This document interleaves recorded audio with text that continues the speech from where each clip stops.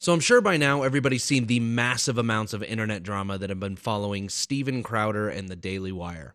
I wanted to wait to make a video because I feel like I'm late to the party. Everybody has made a video about this. But I wanted to wait to make a video about this whole controversy until I heard what Steven Crowder had to say on Tim Pool's podcast, which happened last night. To really hear him go in depth as to his timeline of events, to really understand both sides of the story, because we hear a lot from the Daily Wire. We hear from Ben, we hear from Candace, we hear a little bit from Brett Cooper, we hear obviously from Jeremy Boring, we hear from basically everybody from the Daily Wire, but we only get a couple of nuggets of information from Steven Crowder. And so last night, he did a 2-hour-long podcast with Tim Pool, and he aired out a lot of stuff that I think was very important. So I just wanted to make sure that we had all of the facts, or as much of the facts, from both sides before understanding who might be more in the right or more in the wrong. Now, I'm not saying anybody is entirely in the right or entirely in the wrong, but I think after hearing everybody's side and everybody's series of events and timeline of when things happened and how it happened or whatever, I think the truth is starting to reveal itself a little bit. And that's kind of what I wanted to talk about here. Basically what had happened is Steven Crowder had announced that he was leaving The Blaze and that he was looking for other opportunities for him to place his show on a network of some capacity to be able to continue to produce what he produces. Essentially stating that he was opening to receiving offers from anybody that would be willing to take him on, which he ended up receiving several, from what it sounds like. One of those offers came from the Daily Wire. Now, what's interesting about all of this is that Steven Crowder did a video, a live stream, on December 19th of 2022. It was basically his last stream of the year, kind of summing up everything that he was planning to announce to us at the beginning of 2023. Kind of being very vague, not giving a ton of details other than to go to this website, mugclubforever.com, put in your email address if you intend to follow him wherever he lands.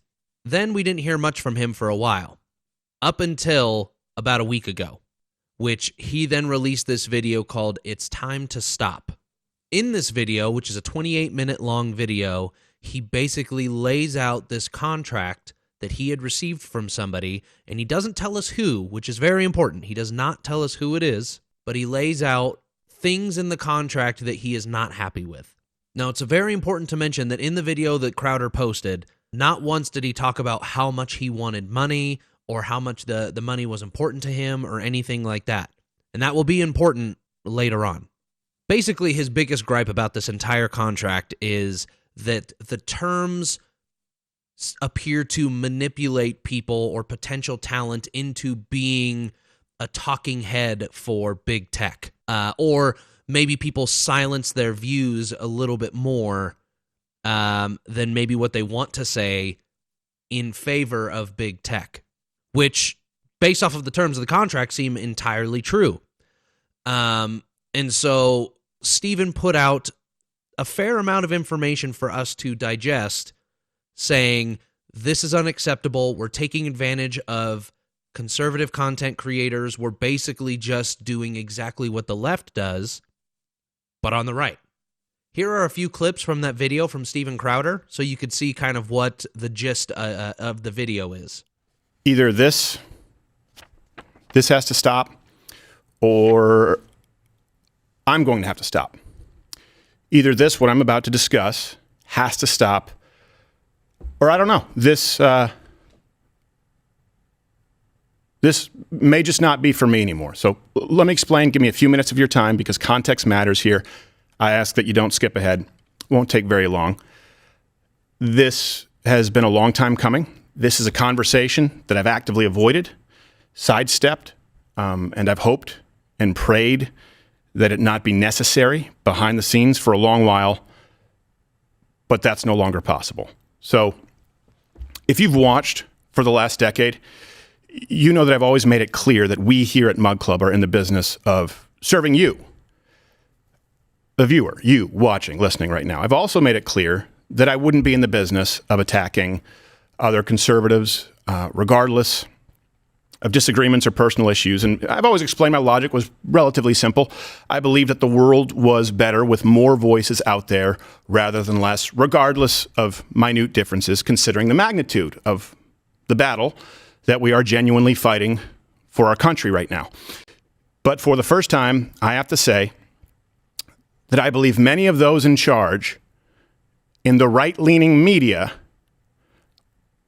are actually at odds with what's best for you, the viewer, the customer, and more importantly, the country.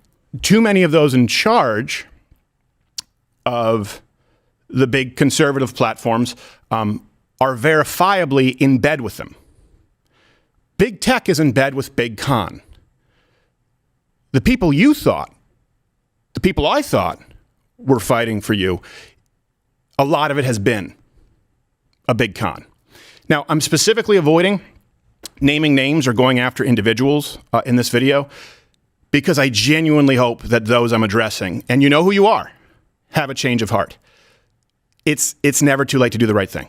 But I was in a period to field offers from other people, other key players in this movement. They flooded in. Now, before you guess who it is, before you start trying to do some Sherlock Holmes work, there are far more people beneath the tip of the iceberg than you know about who are trying to get into this space. There are more than you would probably assume. So I went into free agency. I looked over the offers. And I saw the clause come out. And I don't just mean unreasonable demands for control, but what I would argue are immoral terms that actually punish conservative content creators on behalf of big tech. Don't sign contracts out there that include multi-million-dollar penalties for different... Let me read you an example of what I mean. And this would be if it was me. If Crowder fails to deliver a monthly content in any month or any of the quarterly content in the corner, including any and all ad reads, and by the way, all these contracts came with 3, 4, 5 ad reads per show, which would fundamentally change what this show is. Got to get those dollar bills. If I failed to do that, it would be a $250,000 reduction in fee per quarter. If, let's say, we did do everything per quarter, but annually maybe missed something, like let's say we went and did a Change My Mind instead of a daily show, which of course requires a lot more work, there'd be a separate $1 million penalty for that if you miss a single piece of content. And the amount of content required is not in line with, frankly, it's worse than Disney, it's worse than ABC, it's worse than NBC, it's worse than CBS. This is ownership of you and everything that you do. But here's, just to drive it home, don't sign something that has another $100,000 daily penalty if it's not signed off on. Where you think the people who are supposed to be linking arms and fighting with you, fighting for you, want to punish you. So here's the worst part. Do not, kids, under any circumstances, sign a contract with people who claim to be conservative, but will penalize you 25% for any demonetization or sponsor boycott. Look, let me read this to you. If any of the major platforms, oh no, sorry, that's the second one. Let me go back to the first one. There's another 20%. It's 45% if you get a content strike. Let's start with the demonetization. If blank is boycotted or dropped by more than 50% of the advertising partners, the company is not able to replace them within 90 days, the fee will be reduced by 25%. That's a sponsorship boycott. So that's saying, hey, liberals, boycotts work. They work on our guys. We'll punish them for you. Let me go on. Specifically, YouTube demonetization. If any of the major platforms issues a content strike such that Crowder cannot be monetized on such platform, and the company is not able to resolve the issue within 90 days, the fee will be reduced by 25% moving forward. Now, I thought this was a mistake because, these people maybe didn't know who I am, that we've been demonetized for 3 years.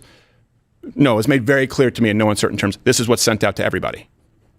Can you just imagine a world where this show could never take risks in relation to those guidelines on, say, things like mRNA injections, election integrity, take your pick. But one step further, if this show had to be advertiser friendly on YouTube, those guidelines pretty much read, don't say anything offensive ever. Well, what's offensive? Whatever is stuck in Susan Wojcicki's craw that day. I wish those at the top in big conservative, with, granted, a lot of the money, wanted to do better, but they don't. I don't need this. We've been demonetized, and we're not beholden to sponsors who might get boycotted, because the sponsors that we have are going to go wherever we go anyway. We know that beyond any shadow of a doubt. That's the luxury of doing business honestly and loyalty. It's either time for Mug Club to go big, or it's time for me to go home. I can't change this all by myself. I really can't. And frankly, swimming upstream with just this one show, it's a futile endeavor. So either Mug Club grows and you start setting the standard for this movement, we right this ship, or you know what, I'll go back to doing maybe occasional videos, stand up. I don't need to do this. It's that simple. My life would be less complicated. But I also realize that you need to understand you're a part of something bigger than maybe you realize. It's the biggest show in the movement, bar none. The last election night on Rumble, bigger numbers than any mainstream show on YouTube. That's significant. That's you. There are a lot of good people in this movement, but some really bad actors among us. And rather than throw anyone under the bus or continue this long, drawn-out drama playing out in the public square, I'd rather focus on how to serve you, the only people who truly matter in this movement and to this company. If we are going to keep doing this, we need to do it right. And I need to do this in a way that does right by you, because you are the future of this country. You are the catalyst for change, not some major media company, not some guy in a boardroom figuring out ways to sell you more reverse mortgages, gold, or fucking pocket catheters. It's you. It's always been you. Now, after all of that, which to me seems fair, his concerns or his grievances about the contract, whatever you want to call it, now we get this video, a 52-minute long video from the Daily Wire, specifically Jeremy Boring, the co-CEO of the Daily Wire, who basically outs themselves as the people that wrote the contract that Steven Crowder was so upset about.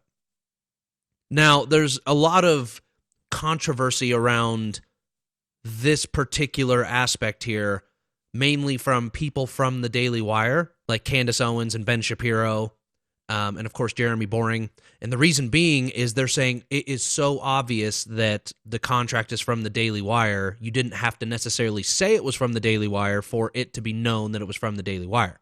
Yes and no. I mean, to the average person who doesn't receive a contract every single day, or that doesn't have lawyers that can review contracts or whatever, I wouldn't say that it was obvious that it was from the Daily Wire. Because there are a few big players out there, and Steven mentions that there are a lot of big players out there, or a few, I should say, big players out there that were willing to float an offer to Steven for his show, and it could have been any of them, I think. So the Daily Wire then outs themselves and says, yes, this contract that he receives that he is so upset about is from us. Let's go over the entirety of the contract, which, in my opinion, is a really bad move. I think their intentions were great because it's, they're basically what they're trying to do is they're trying to say, look, the terms aren't that bad, and here's why. And we'll lay out all the terms on the table. We'll go into everything in great detail. And on the surface, it sounds great, but then when you listen to what Jeremy Boring is saying, it makes sense why Steven Crowder was so upset. I want to point out something that you'll notice, a common theme in Jeremy Boring's video. Not once does Steven mention how important the money is. Jeremy Boring only talks about the money. He does mention a couple of other things here and there of, certain terms or whatever, but you'll see this common theme where he always reverts back to, but we're paying him this much money, but we're paying him this much money. Completely negating everything else that's stated in the contract, but specifically going to the money. I wanted to go through a few parts of this video and explain at least what I understand from the contract so that you can get an idea of maybe why Steven is so upset. All right, so let's get into this contract that Steven received and try and dive into some of the terms in the contract that might have made him so upset and try and get an understanding as to why.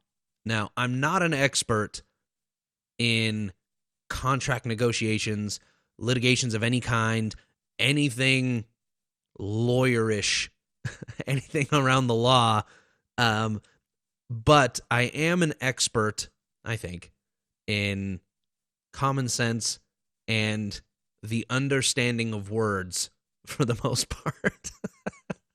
And the reason that this is important for me to tell you is because the co-CEO, Jeremy Boring, breaks this down in a way to where it's like he's describing it to a 2-year-old.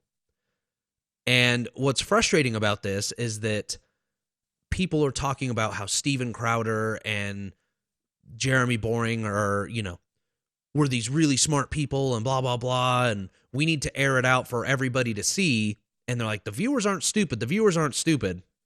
Which to me, it seems like Steven Crowder acknowledges that. And Jeremy Boring acknowledges that. But the problem is that one person speaks to us like we're adults. The other one speaks to us like we're 2. And when Jeremy Boring explains this contract in length, and you get to hear how he interprets the contract, it seems to me that it is obvious why Steven Crowder was so upset. So, let's go ahead and start this video. All right.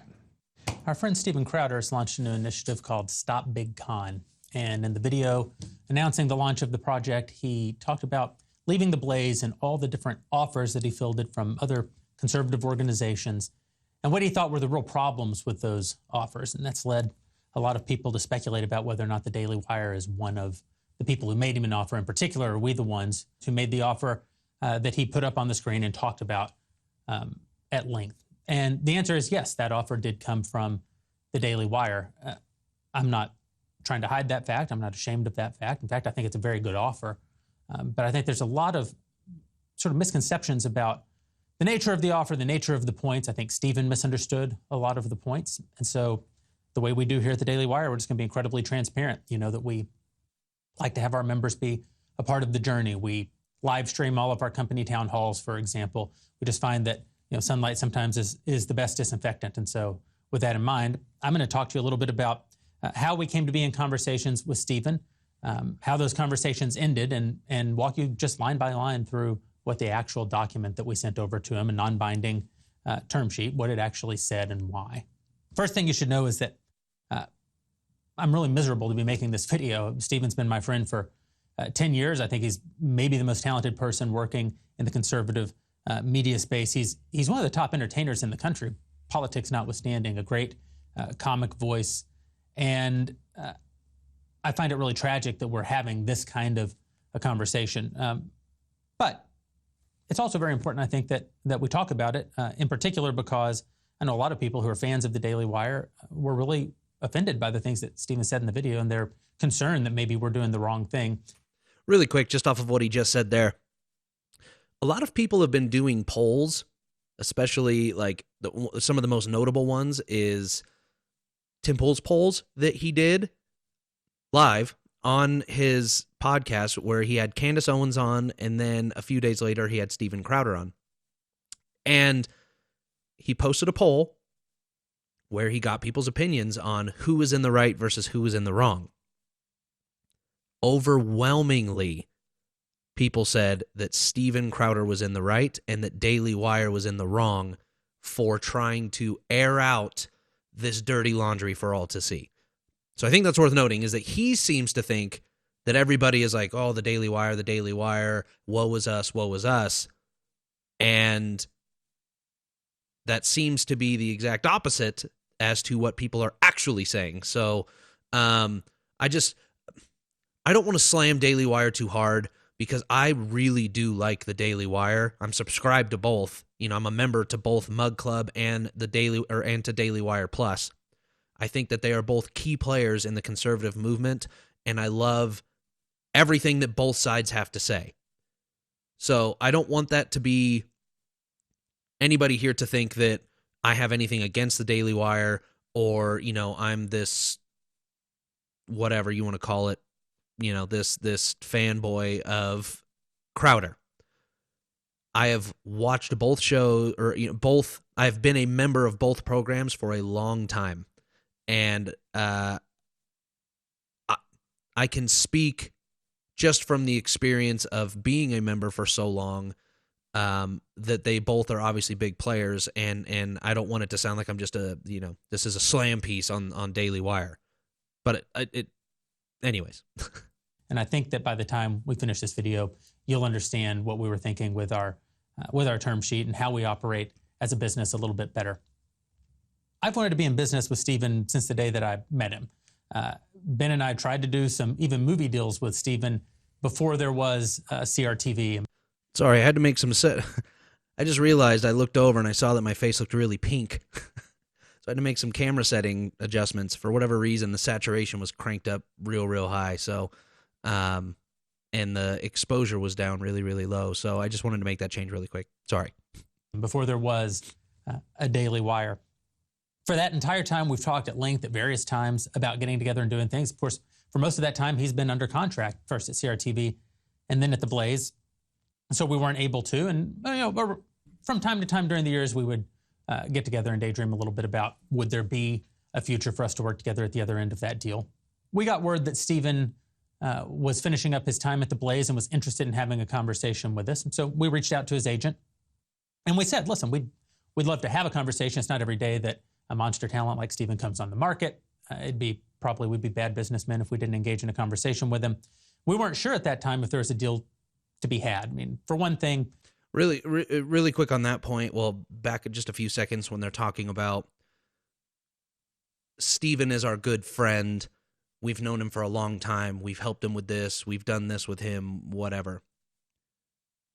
They play this card a lot that we're friends when it's convenient. Then they flip back to it's business when it's convenient. And they just did it right here. We're friends. We've been friends for so long. Then Steven Crowder hits the market as if they're not friends. He's just this big talent, and we feel it would be bad business if we didn't make him an offer. Which that's not even a big, like, oh my gosh, right there. But that kind of shows how you could see how they start to flip-flop from friend to business to friend to business. And it happens a lot in here. So I just wanted to point that out. We're friends with Glenn. We're friends with Tyler. We're friends with all the guys at the Blaze. We weren't sure that we wanted to commit to making an offer to Steven. And Steven's an expensive talent. I mean, he's been in the business a long time. He has an enormous fan base, and we knew that it would take a lot of doing to get him over to the Daily Wire. This at the same time that we're investing very heavily in kids entertainment content and making real television content, streaming scripted fiction like the Pendragon Cycle and Atlas Shrugged and other projects that we've taken on. Would we have the resources? We weren't sure. But again, you have to have the conversation, and we were happy to have it. So we reach out to the agent and we say that. We'd like to have a conversation with Steven, kind of get into the details of what's he looking for? What's he looking for financially? What's he looking for in terms of structure? What would make his life better? What would make him happy? He's got this opportunity now to have a next chapter. What's he want that next chapter to be? And Steven's agent candidly just wasn't interested in any aspect of that conversation.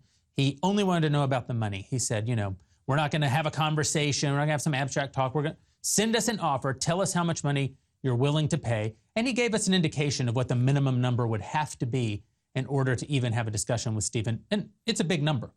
So we talked about it internally, and we decided, yeah, we should do that. We should send over an opening offer, a non-binding term sheet that takes a stab at what we think that minimum number is going to be to get the conversation started so that we can sit down with Stephen so that we can see if there's a deal that'd be good for him and good for us. And that's what we did. So they just admitted that they knew what they were worth. They told him what they were worth, and they intentionally lowballed him. Now, granted, I understand this might be how negotiations work or whatever, which isn't entirely true. When you have somebody that has 6 million subscribers on YouTube, and from the numbers that he said last night, over 300, probably closer to 350,000 Mug Club subscribers, that's not just a big talent. Like, that's massive. Like, none of the hosts of the Daily Wire have anywhere close to the amount of subscribers that Steven Crowder does. And just by bringing him on board, their platform would triple or quadruple, whatever. It would be massive. And he intentionally floats a lower number. Self-admitted right there. We put together the term sheet, we sent it over, and we asked if we could get on the phone and have a conversation with Stephen.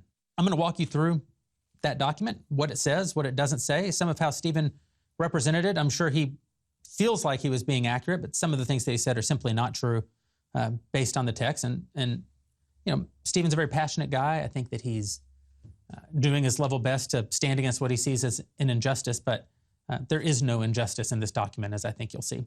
And then I'll tell you what happened right after we sent the document when I finally did get on the phone with Stephen. So first, here's the document, the non-binding confidential term sheet. I'm just going to walk you through it. Full transparency. This non-binding term sheet sets forth the basic deal points of a proposed content production and distribution. All right, we don't care about this. So it's basically what he's saying is that this isn't a contract. This is just a term sheet, which I would think any logical thinking person would say, okay, what if he accepted the terms of the term sheet? Well, then it turns into a contract. So the term sheet is basically a preliminary contract. This is what we want to put in the contract. Are you okay with it? If he says yes, copy paste. That becomes the contract. So let's move forward onto this, because like I said, we need to get into the meat and potatoes here. Okay, here we go. So let's back up just a little bit right here. Interaction I've ever had with any talent, that's the process. And so here we go. Here was our offer. A 4-year initial term with 2-year renewal at DW's sole discretion. That just means Stephen's going to work for DW for 4 years.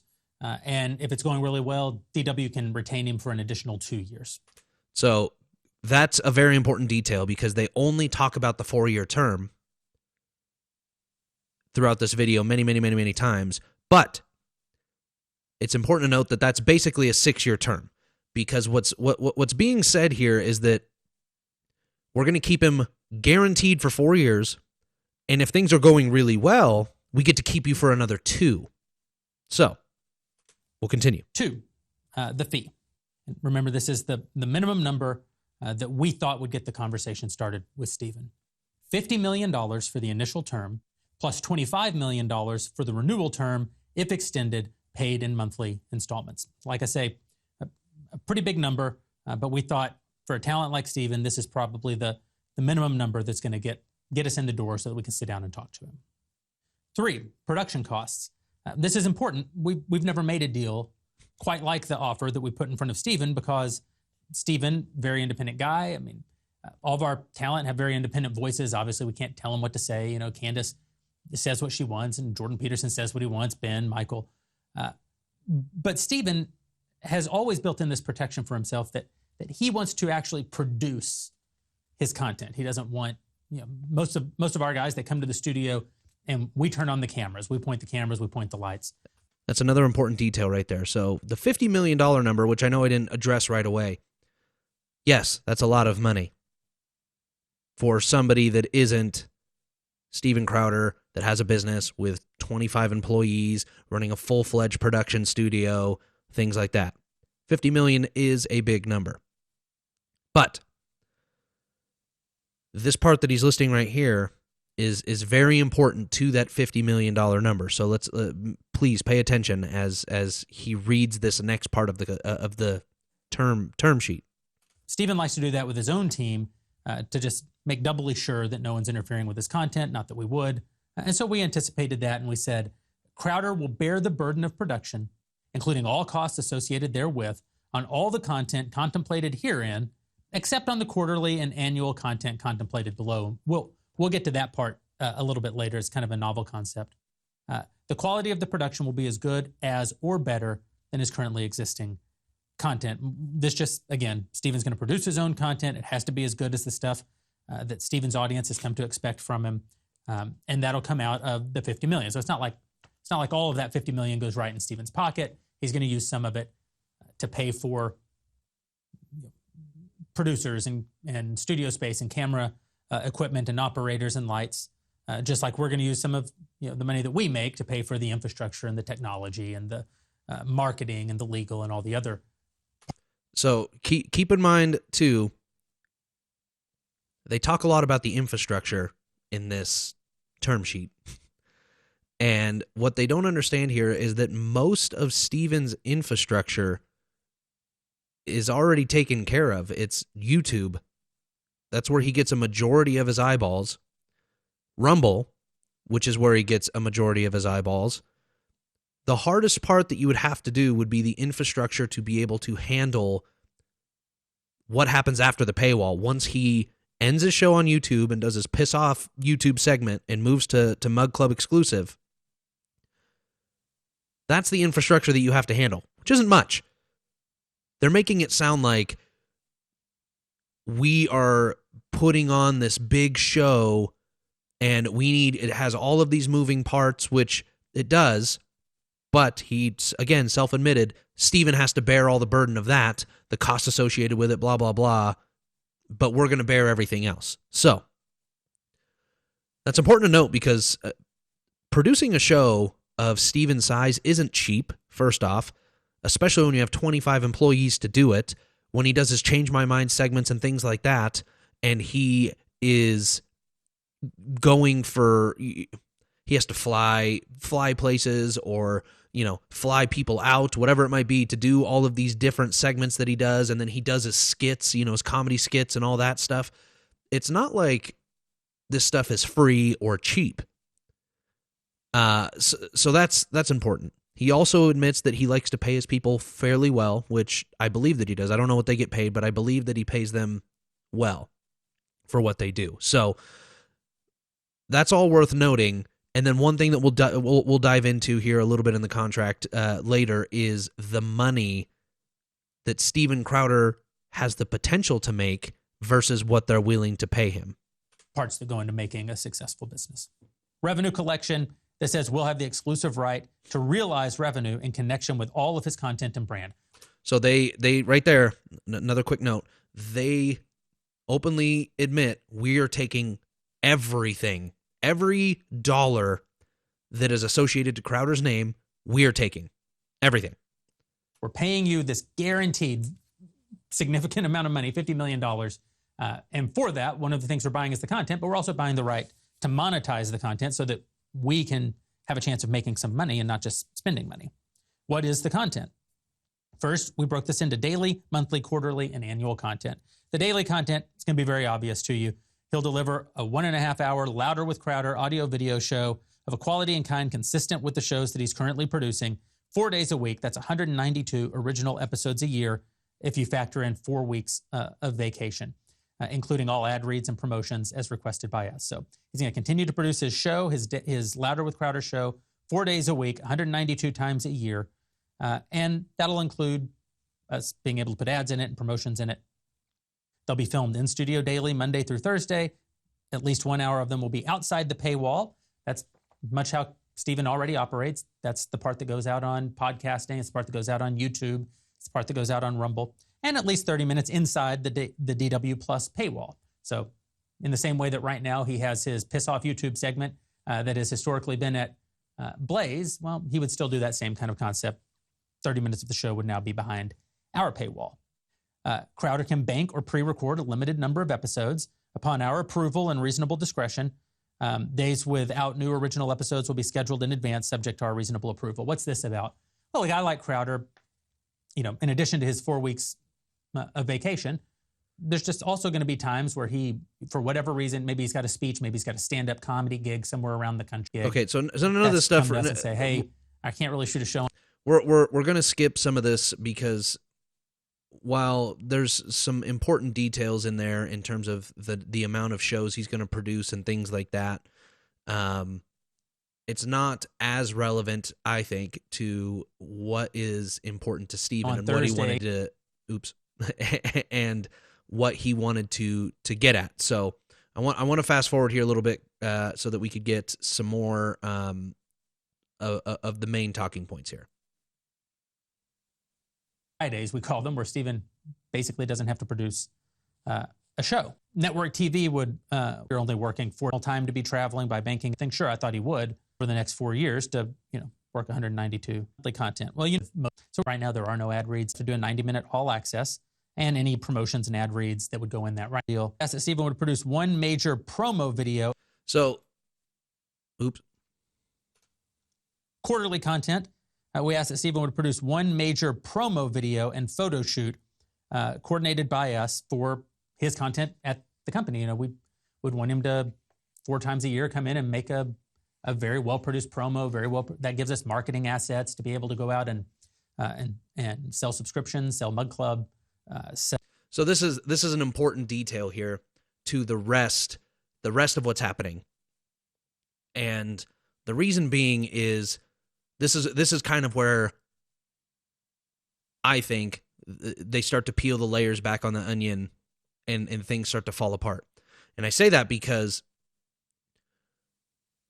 he again, self-admitted, you get a guaranteed $50 million for 4 years. $25 million if we keep you for the 6, or 25. So 75 in total if we keep you for all 6 years. In addition to that, quarterly, you are required to produce this content, and it needs to be at this quality. We're going to do photo shoots, all this stuff to monetize stuff, which could potentially blow up or do really, really well, which, knowing Steven and his entertainment value, it would, which is why he's been so successful. But we're not going to pay you any more money to do it. You just have to do it for the flat rate. So you'll see that this is a recurring theme that happens a lot, and we'll try and capture all of that as we move forward. Sell any merch that we were doing with him, sell the entire idea of DW Plus, and one backstage episode a quarter. There's or another other one. major live event and VIP experience. So, and annual content. This was a new concept. We said that Steven would do one feature-length entertainment special. That's like a stand-up comedy special. And that Steven would do one feature-length political special. And that's like a documentary, like What is a Woman? This is something we're doing with all of our talent now. You saw it. So they're exploiting his talents. You have to do not only your regularly produced show, which he's done stupidly well with, without doing any feature-length films, but now we're going to float you a self-admitted lowball offer, and we're going to put in all of these extra little sprinkles of things that you have to do for us, which, when they reportedly do really, really, really well, because, again, being Steven Crowder and the fan base and the audience reach that he has, it would. You're not going to pay him anything more than what he is guaranteed. And you'll see that there's a part here where then they start talking about penalties. And that's to me where I would get frustrated, because I digress. I'm frustrated, and it's not even my contract. First with What is a Woman with Matt. Then in addition to his daily show, he brought us this amazing documentary. You saw it with Candace with Greatest Lie Ever Sold. And we've got a lot more projects like that in the work with our other talent now. It's really become an important part of our business model. Here's the key, though. he doesn't have to pay for that out of his $50 million over the... Doesn't matter. He doesn't have to pay, but he also, whatever money it brings in, he doesn't get to retain. So, we're going to fast forward just a smidge.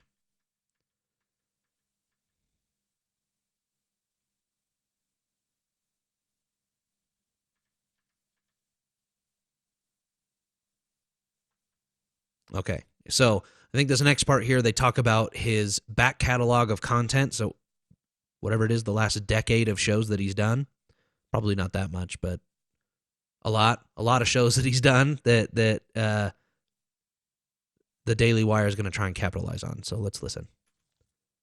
Item 6, the back catalog. Crowder will license his entire back catalog, including without limitation, every past episode of Louder with Crowder to us during the term. That just means that all the episodes that already exist would also be behind our paywall during the term. At the end of the term, all of that content that we didn't actually pay for would revert to Crowder.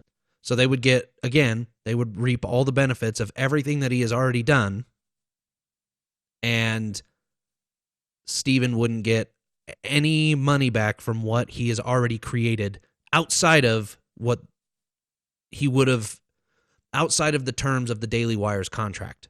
Term sheet. At the end of the term. But we would have it in the meantime. 7, ad reads and promo reads. DW will have the exclusive right to sell ads on the Crowder content on all platforms, channels, websites, apps, widgets, pages, and lists owned, branded, or controlled by us, and on any Crowder-owned or controlled social channels, email lists, websites, etc., including louderwithcrowder.com. And it says remuneration for that is included in the fee. So what does this mean? Well, this is just how are we going to make, first, that at least bare minimum $50 million, and if you count the other things we were talking about, 60 plus million, plus we knew he was going to negotiate, so you're probably talking about 70, 75 million, plus infrastructure, plus marketing, at least $100 million we would have ended up spending over the next 4 years. Well, how are we going to pay for all of that? Well, one way is we're going to sell ads on all this content. And you know this is how we handle all of our shows. He has to, item B, Crowder will read the ad copy and promos as requested by us, though he'll have certain rights to disapprove of some ad sponsors for various reasons, right? He can disapprove of like 10% of the ones we bring him. He can disapprove if he owns equity in a direct competitor of one of the advertisers that we bring him. But point D, if he doesn't read the requested ads within that framework, then the content that he made won't be counted as delivered under the contract, because it's all fine and good that he made a piece of content, but if we can't make any money off of it, then we're just paying him so that he can make a show. We're not paying him so that we can participate in any of the success of that. So right there, again, he just admits that I'll back up. Crowder's ran a very successful show with only doing a maximum, if any, of one ad read per show. Now, I did a little bit of research on this, and it's tough because there's not a lot of information out there for channels the size of Steven Crowder's. But it was alluded to on Tim Pool's podcast, as well as some other people out there. A channel of Steven's size could easily, and that's the word that everybody else has used, easily do ad reads at $20,000 per ad read. And you'll see here in the contract, he may have already said it, or he might say it in a little bit. They would request 4 ad reads per show. So if you just do $20,000 an ad read, 4 of them per show, they're making $80,000 an episode in ad reads. Not to mention merchandising, Mug Club subscribers, any of the other ads served on any of his other content, not to mention any of the promotional material that he makes, anything like that. They're making $80,000 per episode, which is more than what they would pay him to even produce it, which he would have to produce out of his own pocket. So that's an important detail there. But like I mentioned earlier in the video, they are talking about this. He is talking about this as if somebody can't, like, we don't have the internet at our fingertips, and like we can't just go and look this information up. And so one thing that Crowder did mention in his video, again, that's worth noting, is he doesn't want his show to be ad-centric, where every time he might... There's a point in the show where he's talking about something, and it happened. It was actually kind of funny. Ben Shapiro did his rebuttal to this whole thing, and he goes on his, tirade or whatever about Crowder and how pissed off he is and all this stuff and how disgusting of a human he is for what he did. And as soon as he's all done, he immediately goes into like this advertisement for gold or something like that. And it's almost laughable because it takes, in my opinion, it takes the authenticity of the show and what Ben is saying out of it when you just immediately go right into an ad read. And you're like, oh my gosh, Ben is really passionate about what he is saying. Ad. It's like when you're trying to watch a YouTube video and you're just getting served with ads, you're like, I just want to see what you're saying. And I think that that's one of the reasons why Crowder has been so successful, is because he doesn't just bombard his viewers with ads. But we'll keep going. That show. 8, ownership. This is a very important point. Daily Wire will own all of the content created herein and will own all of the DW created channels and brands created by us during the term. And to be clear, we can exploit those channels, brands, and content in perpetuity at our sole discretion. What does this mean? Well, it means just like all of the back catalog that Crowder would have been bringing over, we would have a license to have that all over at Daily Wire Plus during the 4 to 6 years that Crowder was here. But at the end of that 4 to 6 years, he would take all that content with him. A little bit different with the content that we're paying, tens of millions of dollars for. But you're not. Oh my gosh. So again, here he tries to do this word play.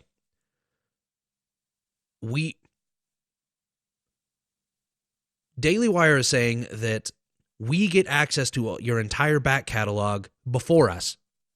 You're going to stay with us for 4 to 6 years, and everything that you make there, you don't get to keep when you leave, if you leave, which he probably would after he realizes how bogus his contract is. But term sheet. But so Steven Crowder would have 6 years of content where it just gone off of the face of the earth, completely owned by Daily Wire, which isn't whatever. But what he just said there is that we're paying for this content, but you're not.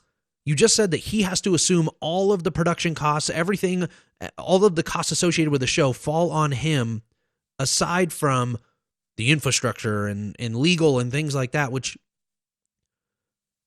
I would think, if this were me, I would go to them and say, like, pound sand, Jeremy, because if I'm going to assume all production costs and if I'm going to have all of the burden of producing the show and the stress and all that stuff put on my shoulders, when I leave, I'm taking it with me because I made the content, not you. If you're paying for the legal and all this other stuff, that should just be your security for the term, which that's... Anyways, I don't want to get too deep into it because we still have a lot of this to get through, and I'm frustrated for Steven just with this stuff because, again, it's the way that he's explaining, that Jeremy's explaining it to us now in this video, is like just pay attention to how he says things. And again, I don't know a whole lot of how Jeremy talks and things like that. I see sometimes how he interacts on the Daily Wire, but I don't usually watch a ton of whatever he's involved with, and it's not anything against him. I just don't. It's just I usually watch like Ben or Michael Knowles or Brett Cooper are usually the people that I watch from the Daily Wire. But what I'm picking up from him is he doesn't even feel good about what he's saying.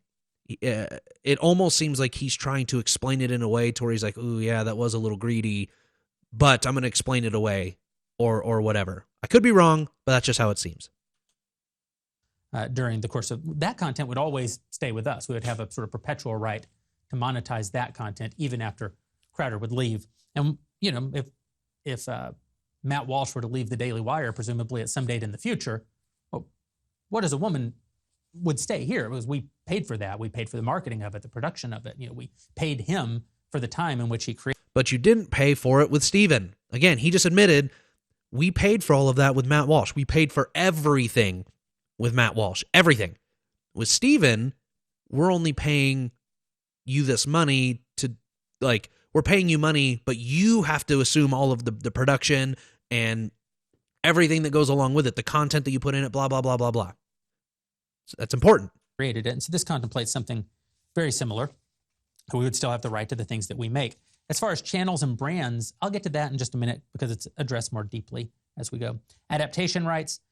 All this says is that anything that Crowder says on any of this content, we can adapt it down into written content and put it up at dailywire.com. So, we already do a lot of this. You transcribe something that Ben says, you transcribe something that Michael Knowles says, and we can put that out as an article. They don't actually have to do the work of rewriting their thoughts. 10, additional DW rights, merch rights. It says DW will maintain the exclusive right to create and sell Crowder and Crowder content branded merchandise, and the remuneration for that's already included in the feed. So one of the ways that we can make money, put ads in his show. One of the ways that we can make money, sell subscriptions around his content. One of the ways that we can make money is be responsible for his merch. Now, there's a lot of people out there, smaller YouTubers, that have spoke about the money they make off of merch alone. And by smaller, I mean just not as big as Steven. There's people out there that have 1 million subscribers. Keep in mind, Steven Crowder has almost 6 million. Is it like 5.93 or something like that as of this recording? And the people that have like 1 million subscribers or 1.5 or whatever can make $500,000 a year, $1 million a year, depending on what it is, on merch alone. Just on merch. So if you take the 4-year contract with the Daily Wire, there's 4 million of your 50 million taken care of on merch alone. Not to mention, I'm going to do some math. I'm pulling out my phone really quick. Excuse me. Because this, I think, is this is important here. So we talked about earlier the ad reads, and we could do some more of this math as we go, but let's just assume $20,000 per ad read times 4 ads per show, which is $80,000 an episode. Easy math. But now we do that times 192 episodes. Guaranteed episodes a year that he would have to do. That's $15.36 million. Just in ad reads a year. See if we can pull that up. 15.3. If he did 20,000 an ad read, which, again, what a lot of these YouTubers are saying is that would be easy. There was one YouTuber that said he could probably get $100,000 per ad read. I don't think that that's out of the realm of possibility when you have you could reach potentially some of Steven's episodes, especially on like his Change My Minds and things like that, like millions of views. Millions. Not to mention whatever you get on Rumble, not to mention whatever you get from whatever this other content that they would be putting out, but 15 million per year. You do that times the 4-year contract, just in ad reads alone, they've made their money back. Plus $12 million, almost $12 million in ad reads. Not to mention the merchandising, which I think that, again, you add another $1 million a year, that's $4 million. That puts you at 65 million. And then you put in all of the other fancy money that they would make. And again, that's just ad reads. That's not including Mug Club members that he would bring over, which he said that in his email list, he had well over, his own words, well over 300,000 Mug Club subscribers. Which, again, more math, because this is important. At The Blaze, they charged, it was $100 a year to be a part of Mug Club. What it sounds like that they would most likely do is $10 a month. But that's a bigger number. Let's just do the $100 a year times 300,000 subscribers. It's another, again, $30 million a year they would make on the low end of Mug Club subscribers. Add that to we're already at a stupid amount of money that Steven Crowder is worth, and they only offered him $50 million, and he would have to bear the burden of everything else. And we didn't add merchandising, we didn't add any ads on websites or anything like that. We didn't add the specials that he could potentially make. There's no potential for, I mean, he's not monetized on YouTube, but there's no Rumble ads. There's no, what happens if he does a show that does like his election live streams that are, I think he said, if I remember correctly, and I don't know, I think he said that they were at like 17 million people were tuned into him across all platforms, being Facebook, YouTube, Rumble, all the places that he was on. Like, when you make a piece of content like that does exceptionally well, the amount of money that generates. But again, they don't pay him any more for the content he does really, really well, but you'll see that they're going to start getting into penalties on what they're going to knock or take away from him if he gets demonetized or gets a strike on YouTube or whatever it might be, which, if you know Steven Crowder and his channel, happens often. That would mean that we have to pay for the creation of the merch, pay for the marketing of the merch, but we would own the upside. Email list. DW will maintain the exclusive right to manage, grow, and monetize all Crowder email lists during the term. We have more monetization of his email list, which we figured out last night. Again, there's well over 300,000 people that he could sell, that Jeremy could sell ads to. An enormous team here at the Daily Wire, and some of them full-time think about email.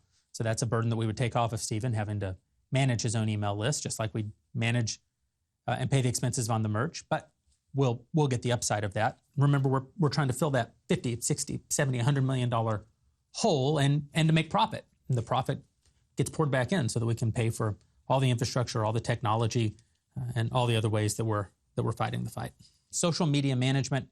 This one was something that Steven seemed particularly aggravated by in his video, although I don't understand why. It says DW will have the exclusive right to manage, curate, and monetize his official Facebook, YouTube, Apple Podcasts, Spotify, Snapchat, Rumble, and other social media accounts, excluding his existing personal Twitter and Instagram accounts. So why would we exclude some but not exclude others? Okay, none of this stuff really matters a whole lot. I mean, it matters, but it's not as important. Again, Steven is upset because they start talking about strikes and being removed from these platforms, and why he's upset. And I'm going to fast forward to that part here in a minute, but it's not specifically the managing of the social media. What he gets upset about is, if I were to get removed off of Facebook, you are going to penalize me, whatever it is. I don't remember the exact percentages, and that he'll talk about it, but it's like 10%. 10% of his 50 million wiped out if he gets taken off of Facebook. With YouTube, it was something like 25% of his 50 million wiped out if he gets removed from YouTube. Which, there's been stints where Steven has been taken off of YouTube for months. And I think that Jeremy is trying, I don't know why he's so upset that we want to manage his social media. Like, it's not that you want to manage his social media, it's what happens to his social media to his pay if he gets taken off of social media. And you still expect him to produce stupid amounts of content at the same quality or better than what he is doing, but you're going to take massive percentages of his pay away. And his justification is, well, we're not going to make that money back anywhere else. Well, yeah, you are. You're going to have your ad reads, you're going to have your merchandising, all the stuff that you just listed, you're going to have to supplement your income. Let's fast forward. It also says that we will have the perpetual and exclusive right to create, own, manage, curate, and monetize any and all social media accounts that we create based on Crowder's content or shows. Okay, so this is just another way of saying we're going to continue to make more money off of your content basically everywhere, which they don't include that, or they don't talk about that in length. They basically what I've noticed, even just in making this video, is that when they talk about money in terms of how big the numbers are, it's only when it is involved with the money they are giving Steven. They don't talk about the massive stockpiles of cash that they would make off of Steven and that the Daily Wire would put in their bank account, which would be substantial, to say the least. Let's continue.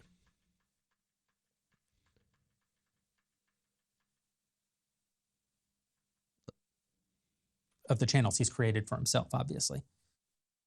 11, exclusivity. Should go without saying, if you're going to pay somebody $50 million, you're going to have exclusivity. They can't go make content for people who compete with you. You don't pay someone to go work for the competition. But there's carve-outs. Of course, he can go do non-regular guest appearances if Tucker wants to have him on, if Fox and Friends wants to have him on, if he wants to go do a hit with Glenn Beck or something. He can go do that. He should use good faith efforts to coordinate them with us. And this is important. See, he won't have the right to run any personal subscription or donation effort. He can't have a Patreon or a Locals or any sort of paid fan club while Mug Club is part of DW Plus, right? We're the ones who are going to own subscription revenue during the term. So I think all this is very fair and very obvious to anyone. You wouldn't pay somebody $50 million. And see, he keeps throwing out this $50 million number because it's a big number. Absolutely. That's a lot of money to the average person. And he just throws it out like it's just like, yeah, it's, oh my gosh, we've never made an investment like this before because you've never had a talent like Steven before. And he talks about we're not going to let him make money anywhere else.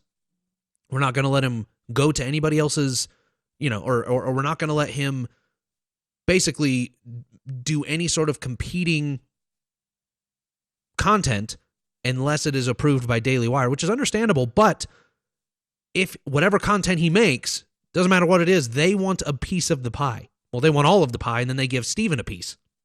To then compete with, have them work for your competitor, and you wouldn't pay them $50 million to have them compete directly against you.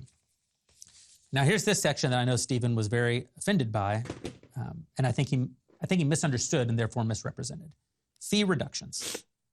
There's a different fee reduction for all work for your competitor, and you wouldn't pay him $50 million. Was Okay, very them. Let's fast forward. Let's get into some more meat and potatoes here. Against you. Oops. Here we go. Now, here's this section that I know Steven was very offended by, and I think he misunderstood and therefore misrepresented. Fee reductions. There's a different fee reduction for all those kinds of contents we created. Daily content. If he fails for any reason to deliver 192 episodes of The Daily Show, or if he fails to include the ads that we agreed to or the promotions that we agreed to in those episodes, then we'll give a $100,000 reduction every time. What's that about? Well, again, you can't pay someone any amount of money, but you certainly can't pay them an unimaginably huge amount of money for their show and then not get the show. So what this is saying is you don't have to produce a show every day. You don't have to produce 260 or 250 or 240 or 230 or 220 or 210 episodes a year. You got to produce 192 episodes a year. You can film some of them in advance. You can stack them up. All of that's contemplated in there. You could, which really quick, we know that that's not possible for Steven.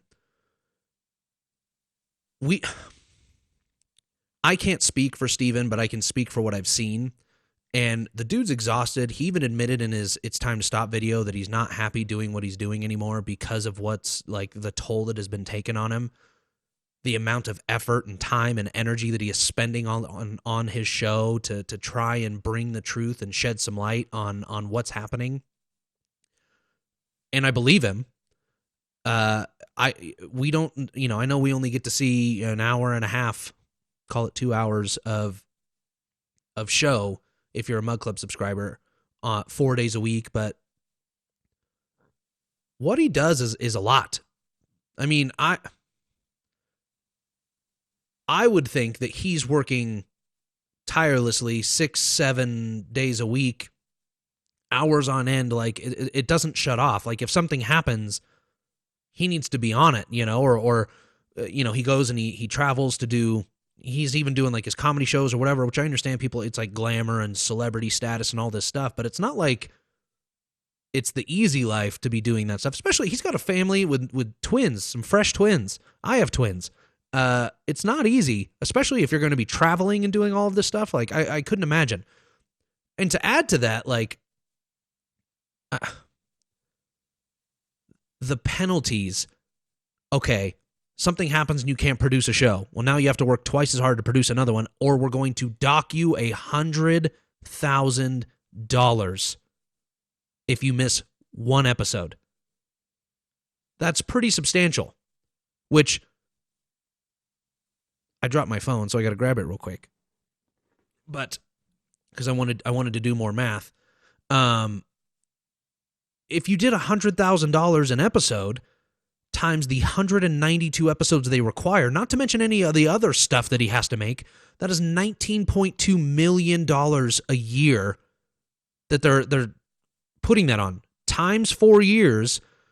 So they're already valuing his show at $77 million. But they offered him 50. If they think that it's worth penalizing him $100,000 per episode, not to mention the ad reads or any of the other content, they are already valuing his show with no additional content at $77 million. But we're going to dock you $27 million of that. Because that's only over the 4 years. If we did the $19.2 million, oops, sorry. If we did the $19.2 million times 6 years, it's $115 million is what they're valuing it at, with no additional content being made. No merch, no ads being sold, nothing. You could shoot on a Friday so that you could take 2 days off next week. But if you don't give us 192 episodes, we can't pay you the same amount of money as if you did give us 192 episodes. So this is just, you give us 192 times 4 minus 1, then out of your 50 million, we're hitting minus 100,000. Steven said that this was unfair, that if he had a sick day or got in a car wreck, we'd dock him $100,000. But I think that's just totally inaccurate for 2 reasons. One, presumably if he was sick this Tuesday, he could just shoot an episode next Friday and you'd be completely even. I think most people know that typically when you're sick, you're not sick for just one day. There are instances where you're sick for just one day, like maybe it's not feeling good or whatever, and you can get back at it the next day, but it's usually not, I'm sick, and then like you wake up sick, you go to bed, you wake up the next day and you're feeling 100%. Sometimes it lasts for a few days, especially with some of the stuff that's been going around lately. And if you have kids, oh my gosh, like they're walking petri dishes, those kids. And they'll bring some stuff home and you'll be on your deathbed for weeks sometimes. So you expect them to make up 2 weeks worth of shows on a Friday is basically what he's saying. He's got an awful lot of extra time in the year to shoot these additional, to shoot any episodes to make up. Which we know isn't true. He does not have an awful lot of extra time, especially when he's doing his comedy specials and all the other stuff you're trying to have him do, running around like a madman. His free time goes away pretty fast. And second of all, it's actually contemplated a little bit later what happens if there's a disability. In fact, we'll just skip right to it. It's item E. In the event of temporary disability or serious illness that prevents Crowder from performing, the fee will be reduced on a pro rata basis, not subject to the fee reduction mentioned above. What does that mean? Well, instead of a sort of punitive fee because he's choosing not to do the right thing, in that situation, you'll just reduce it by dividing the total amount of money contemplated, by the number of episodes, just subtract that, which I think is, again, incredibly fair. If you're being paid. We're going to skip forward. I'm not worried about the disability stuff. Oh, here we go. Monthly and quarterly content. Again, you pay somebody $50 million, you should get the work. Monthly and quarterly content, well, this is more valuable content and there's less of it, so the fee is higher, $250,000 if he misses that kind of content. Annual content, well, this is the most important, most expensive content. If you were...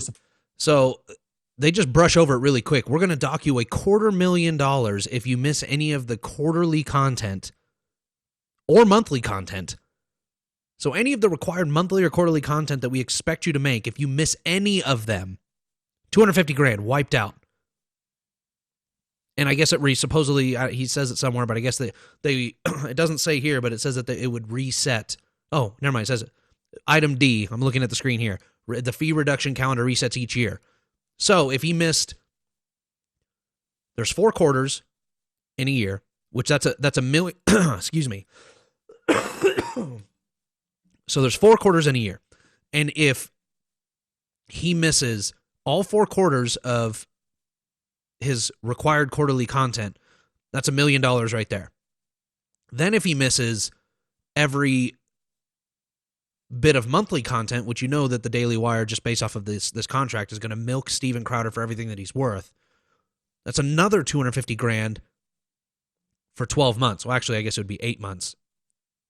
Because if he's, maybe it could be 12 months, but you think there's 4 months that he might have to do something as quarterly content, and then something monthly for the remaining 8 months. That's another $2 million. So there's $3 million in fee reduction right there that they're taking away in addition if he misses. And that's not saying that they're going to take away $3 million. He has the potential to lose another $3 million. Then they talk about annual content, which is another $1 million. So take the 50 million, boom, 4 million wiped off if you miss all of your stuff there. Now you're down to 46 million.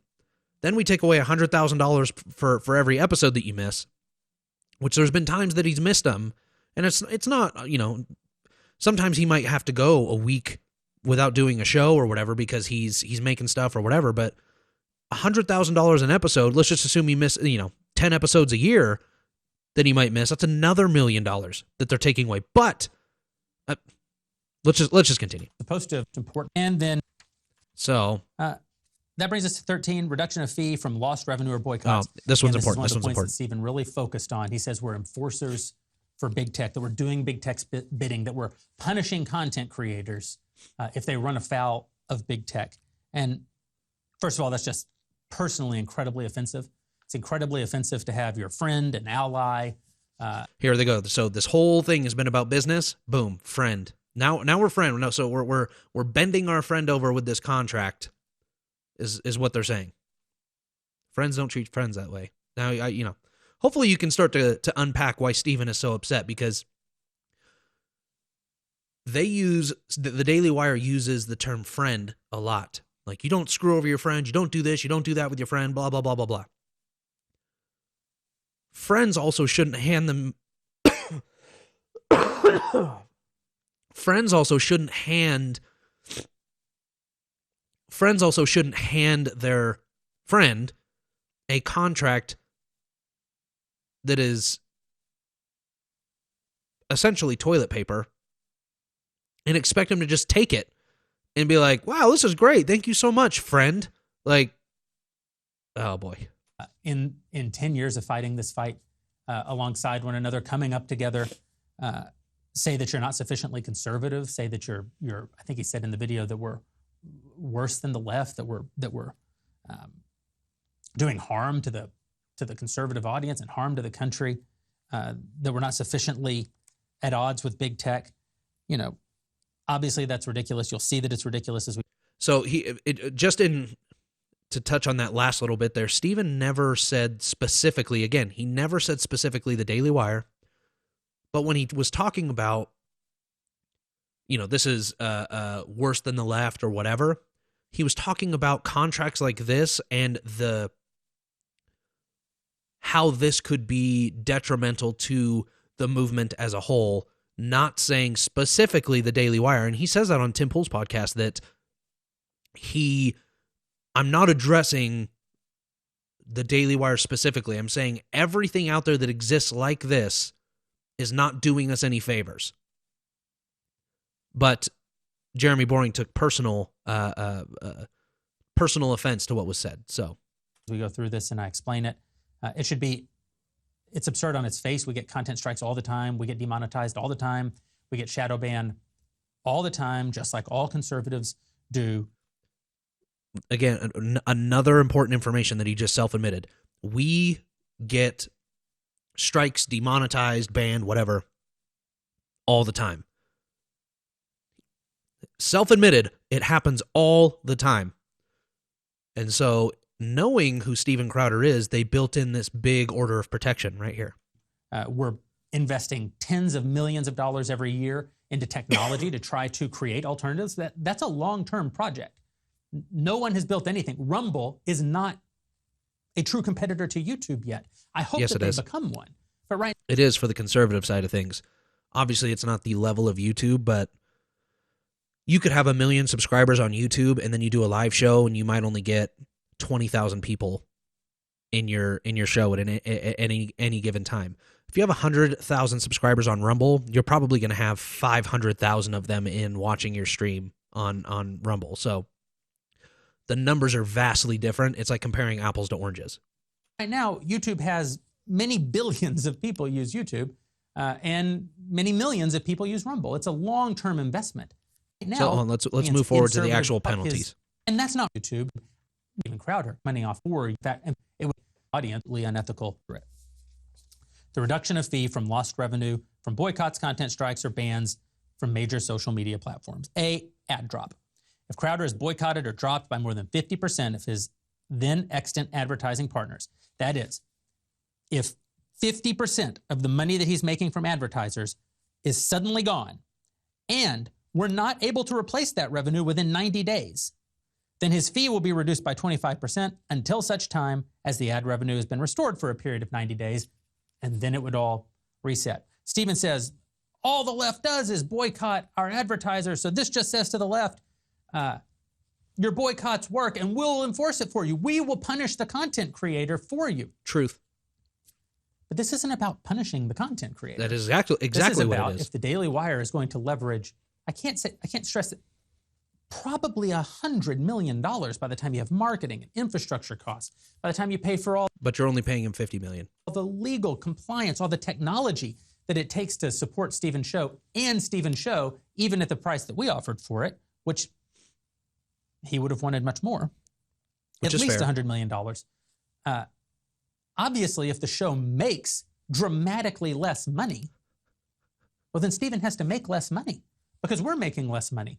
And I brought... Which, I don't know if this is the right point to say this or not, and this is just a big point that I wanted to make on this whole thing, is that the Daily Wire and the people, the head honchos there like to use the term, this is business, this is business, this is business.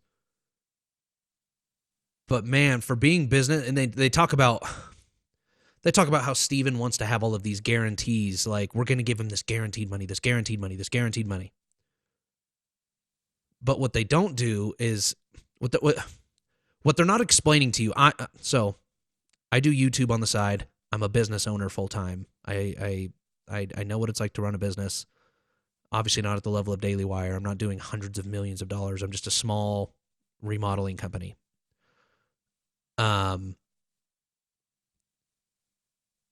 Business does not always work out. There are no guarantees in business from both sides of what they're saying here. They are writing in so many guarantees and fail-safes for them, but none for Stephen. So his money shouldn't be guaranteed because ours won't be guaranteed. But theirs will, because they know how much money Stephen makes on his show. They know. They have to know. They know what ads are worth. They know they know what ads are worth. They know what a Mug Club subscriber is worth. They know what all of the social media stuff is worth. They're not stupid. They didn't build Daily Wire because they're stupid. It wouldn't be as successful as it is because they don't know what they're doing. But they keep putting in all of these guarantees of, we are guaranteed this money no matter what. And if we lose money, you lose money. But if you make any more money, Stephen, we're not going to pay you anymore because you have this guaranteed amount. But we're going to reap all of the benefits with none of the benefits going to you. But if there's any downfalls, you have to eat all of that. So they're building in guarantees for themselves without making it obvious. They're making it sound like Stephen is this bad man for not taking this $50 million deal when his show is worth significantly more than that. And to make sure that we get our money back 3-4-fold, if not more than that, we're going to put in all of these stipulations that penalize Stephen, even though we're going to put him on our platform and the money we're going to make is going to be astronomical. We're going to penalize him if we lose even a penny of money. Granted, they put in these things like if the revenue isn't brought back in 90 days or whatever, Stephen made it very clear from the beginning that he only wants to do one ad read at most per show.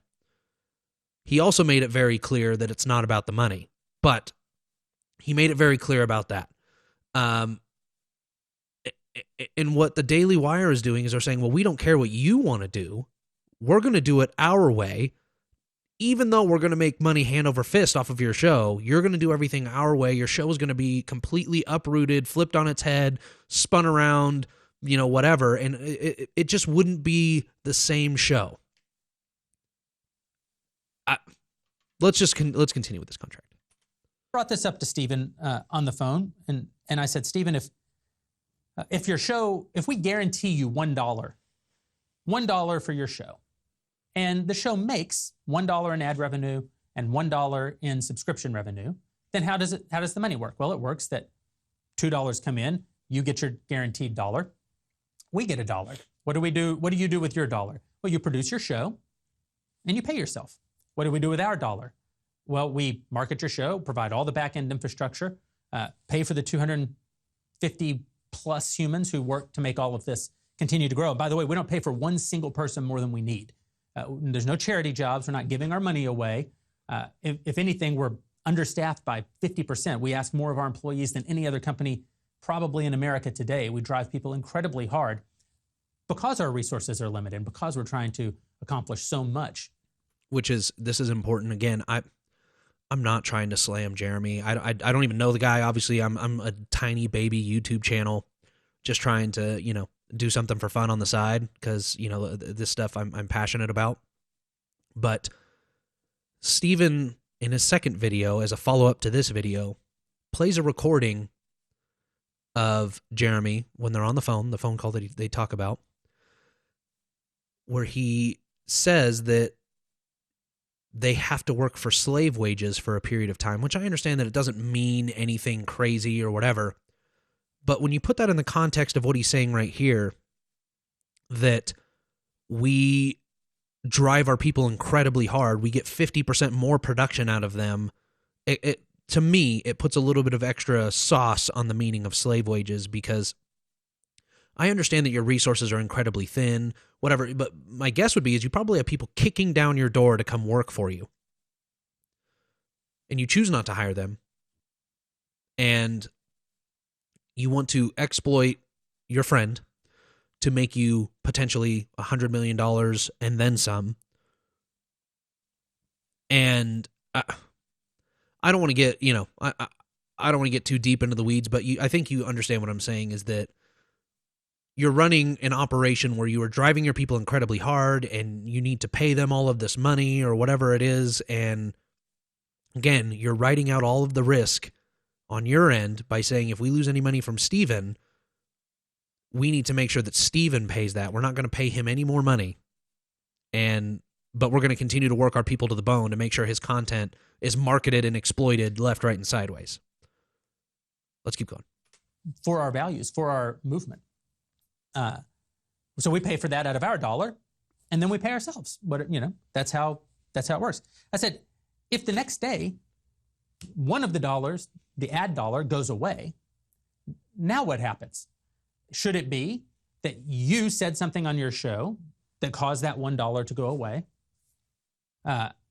Now you keep your $1 and we make zero? I said, that wouldn't make any sense. Obviously, you would have to lose a little and we would have to lose a little. I said, we're trying to sort of emulate the idea of a joint venture. And Stephen said, no, you should lose all the money. It's your business. So, like I said earlier, he's explaining to his viewers that he says are incredibly smart and impactful and all this stuff, like we're two. Why this is important and why I'm so frustrated about it is that he's only talking about the risk, the money lost. What he's not talking about is the money gained. What happens if instead of making $2, you make $4?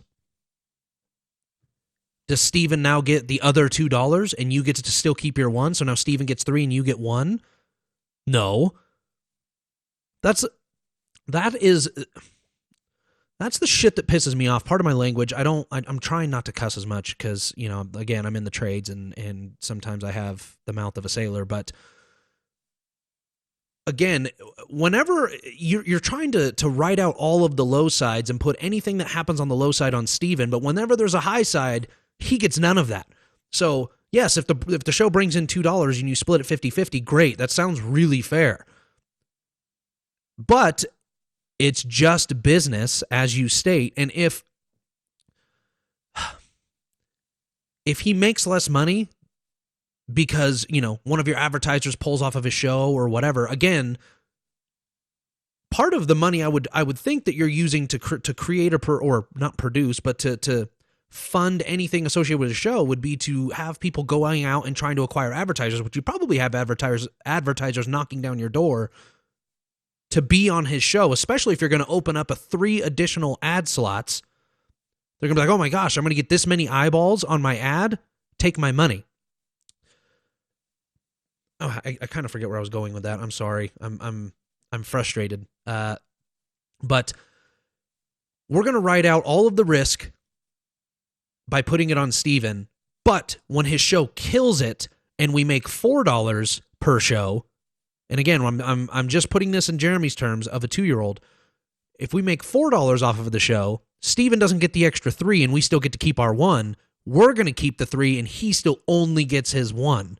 Even though he's the one producing the content, making it, coming up with everything that's in it, and killing it still, he gets none of the reward, but he assumes all of the risk.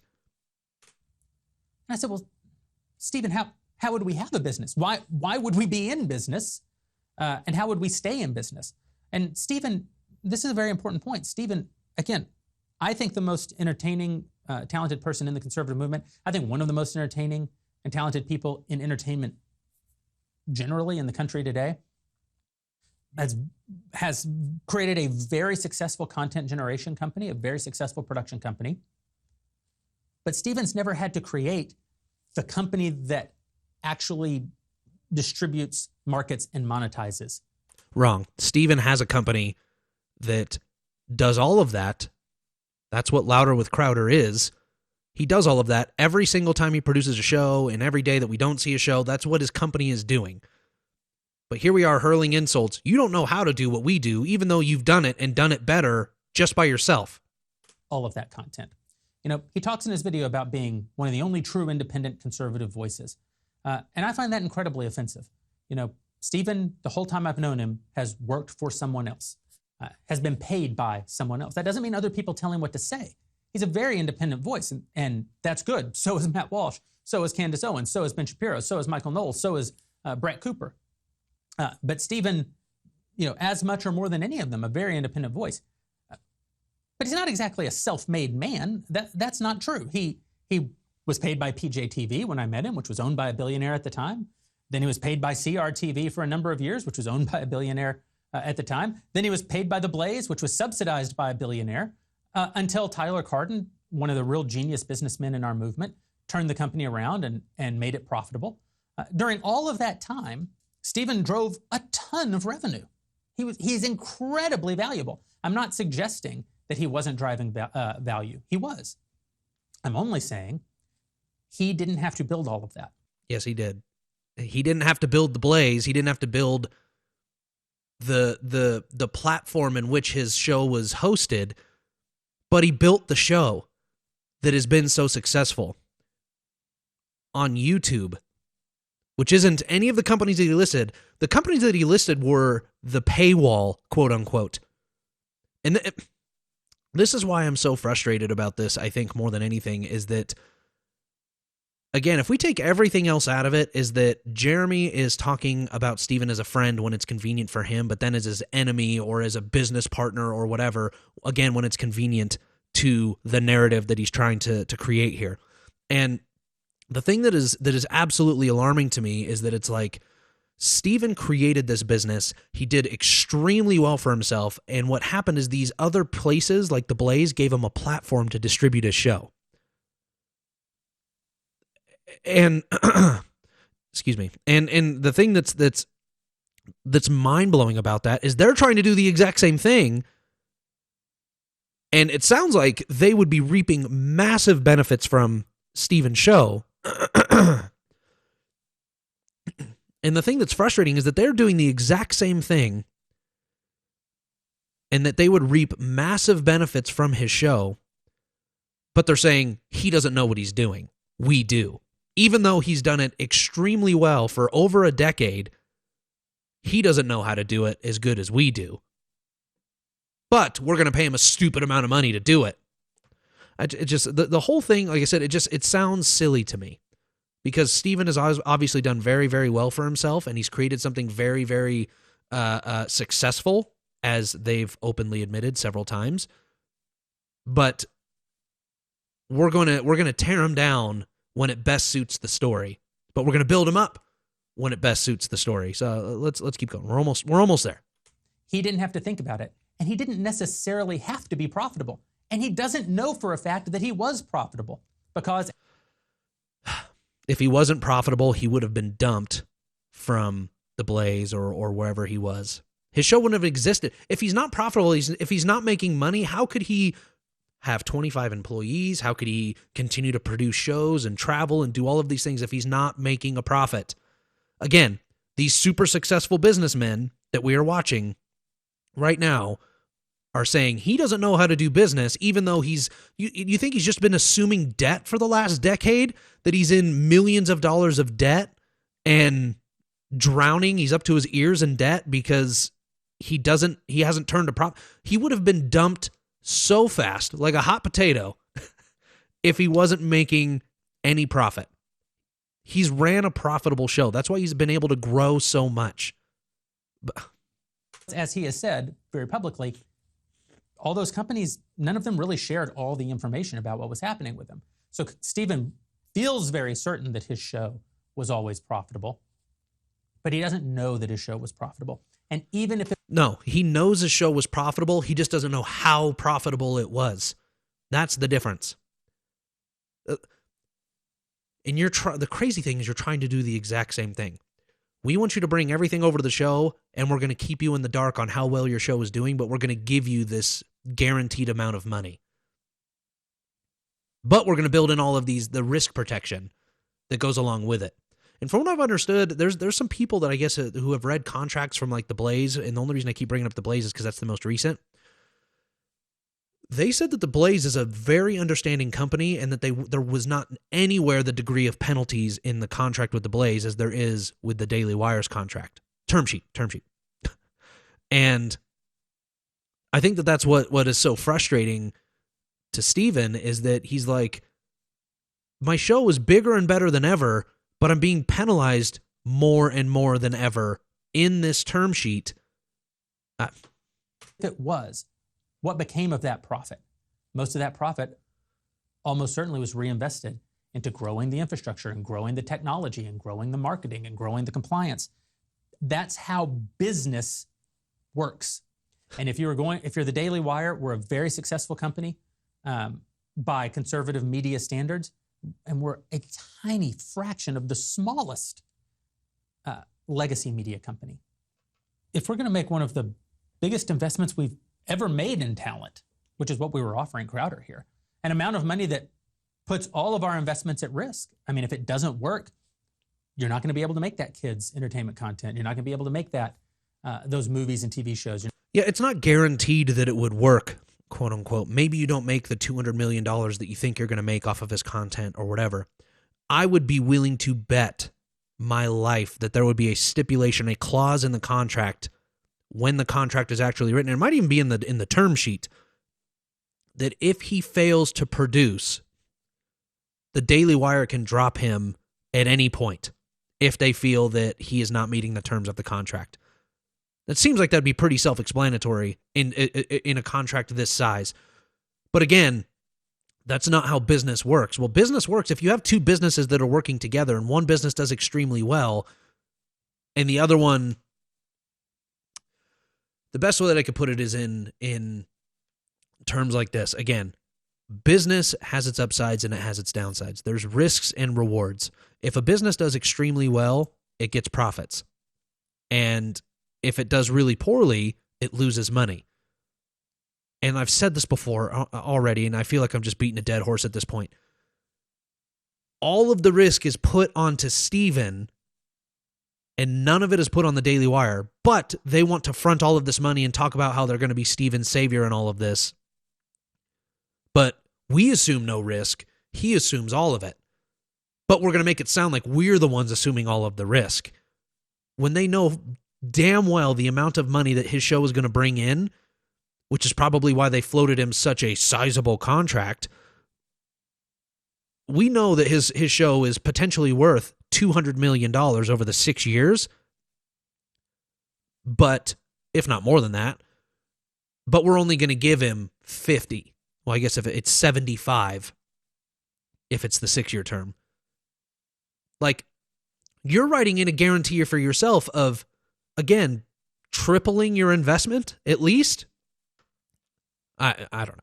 You're not going to be able to continue to do things like sue the federal government to stop the vax mandate. You're not going to be able to do things like deploy investigative journalists to Virginia where they uncover the Loudon story that changes the course of a gubernatorial election. All of that takes resources. When you leverage 50, 60, 70, $100 million. Again, self-admitted that they were willing to leverage even more than the $50 million they were going to pay him. And I'm sure he's talking about the other back-end stuff that he keeps going back to, but you're taking an enormous risk. You're putting all of that at risk. You don't do it cavalierly. You do it because you believe, and I do, that Stephen is worth it, that he's incredibly valuable. He is incredibly valuable, but we're not going to give him what his value is. But it is still a huge risk. There's also a time factor. That's business, Mr. Businessman. It is a risk. You just said it again. Yes, it is a risk. He might drive all that revenue, but what if it takes a year or even 18 months to bring over those Mug Club subscribers? That's called investing. To get those advertisers spending, right? Well, you're losing 8 figures a year in the interim or 7 figures a year in the interim while you're doing that. So see how he realized that he might have slipped up there, that Mug Club subscribers are worth 8 figures, and then he backs up and he goes, wait, 7 figures? We figured out that it's 8 figures. It was almost $20 million, I think is what we determined it was worth. I'm going to do the math again really quick. If it was $100 a year times 350,000, well, yeah, it was $35 million a year if he has 350,000 Mug Club subscribers that come over. So I think that he realized, oh shit, I said 8 figures. I should have said 7. So every year you're going to make $35 million off of his Mug Club subscribers times 6 years. If not, not to say if he acquires any more, just look at that number. That is what they would make off of subscriptions alone, off of whatever he would bring to the table. I got to look at that number again. $210 million, but we're going to pay 50.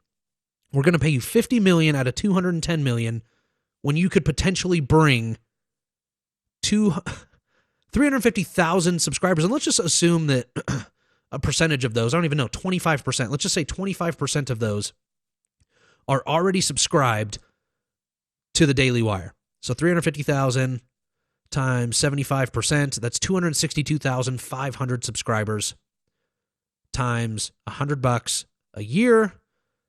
That's 26.25 or $26,250,000 a year times 6 years. $157 million that they would make off of subscriptions alone from what he would bring to the table. And again, it could be more, it could be 50%, whatever. Either way, their $50 million that they're giving him is chump change. It's pocket change on just the subscribers alone that he's bringing to the table. You can't just say, we're going to pay you $50 million even if the show doesn't bring in any money. That's not punishment. First of all, punishment. $50 million minus 25% is not punishment by the standards of any human being in the world today, right? That's not punishment. That is punishment. You are taking away 25%, which is a year of his income because of the 50. Remember, it's not $50 million a year. It's $50 million over the 4-year term, $75 million for 6 years. 25% is 1 year of his 4-year term gone if he can't bring that revenue back. That's just reality. He would still be being paid millions and millions of dollars, and we would be actively working with all those people that we're paying out of our cut to go find new advertisers to replace it, at which point he would be making his money again. Same with the content strike. If any major platform, YouTube, Facebook, Apple Podcasts, Spotify, issues a content strike such that Crowder's content cannot be monetized on the platform, then again, there's this 90-day concept, and again, there's this 25% reduction. Now, Stephen, when I spoke to him, he was very upset. He said, I've already been demonetized on YouTube. That's the kind of thing in a negotiation. You scratch through that with your red pen and you say, Stephen's already been demonetized from YouTube, so we can't start the deal at minus 25. You have to already have anticipated that, and that would have been fine. He says that would have been fine. The problem is that he included this in the again, if they are such good friends, as they admit, or claim, is probably a better word, you would have known that Steven Crowder, your biggest value, whatever, in the conservative movement, has been demonetized from YouTube for, I think Steven said last night on Tim Pool's podcast, for 3 years he's been demonetized. You would think that you would know if your good friend has been demonetized from a platform for 3 years. And so right off the bat, you're including that in the contract. Again, what if he accepted the terms of the contract, if they just happened to brush over that or whatever and miss it, which they wouldn't have, but let's just assume they accepted it, you would have started him at a 25% penalty right off the bat. So now we're at 50% if he can't recoup his monetization or ads or whatever it might be. So now we're down to $25 million is what he's making to run his show for 4 years. That's just a very common. But if he were making a significant portion of his revenue on YouTube and he lost that revenue, it's not punishing him to say you will make less. Yes, it is. We're all going to make less. The real punishment would be if we took all the hit, continued to pay him guaranteed money whether his show makes money or not, and then we lose the business as a result. And now you wouldn't lose the business because, again, you're not mentioning the fact that if you make more money, Steven doesn't get any more money. And it's already, as I broke down the math for you here, it is already proven that he would make you more money than you are giving him. By far. It's not, because I understand in business the idea is to make money, and if you pay him $50 million, you should make 60 or whatever, like for putting on that kind of investment or whatever. I mean, it could be more numbers. I don't know what your margins need to be, whatever. The point is that you're paying him $50 million and you have $210 million on the low end. Oh, wait, no. The low end was $157 million that you would bring back on subscriptions alone.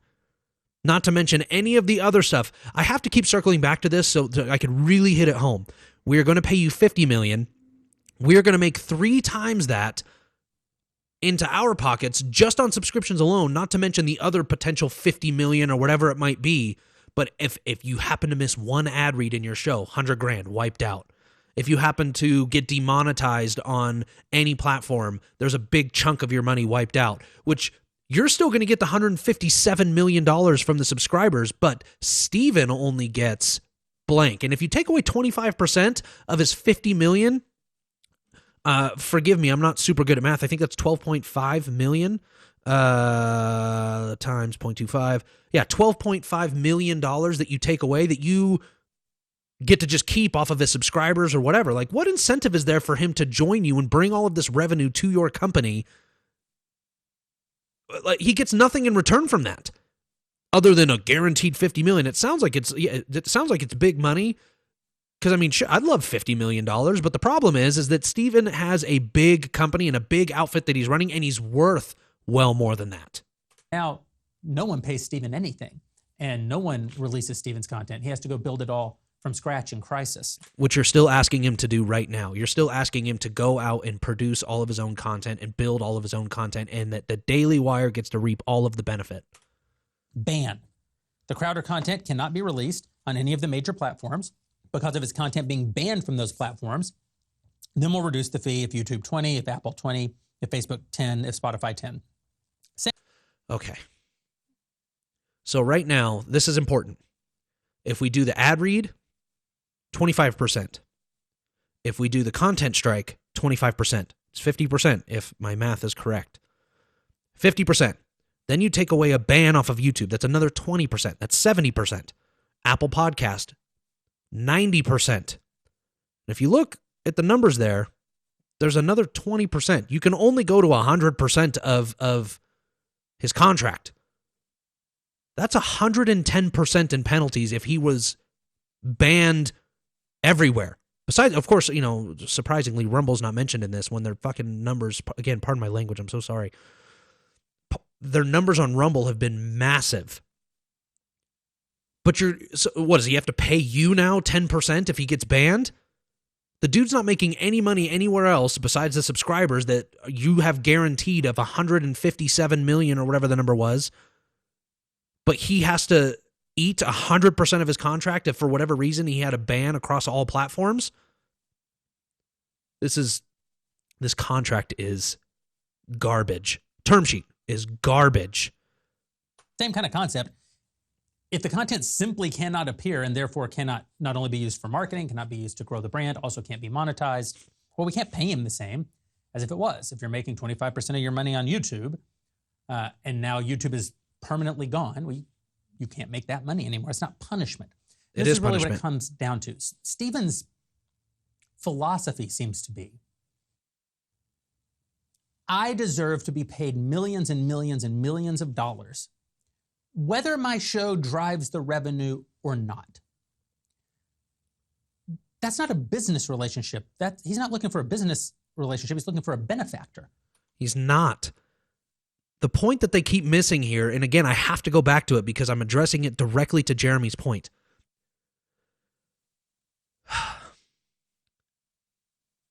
If he brought over all of his Mug Club subscribers with the list that he has of, he says, north of 350,000, but then he resorts back to saying well over 300,000.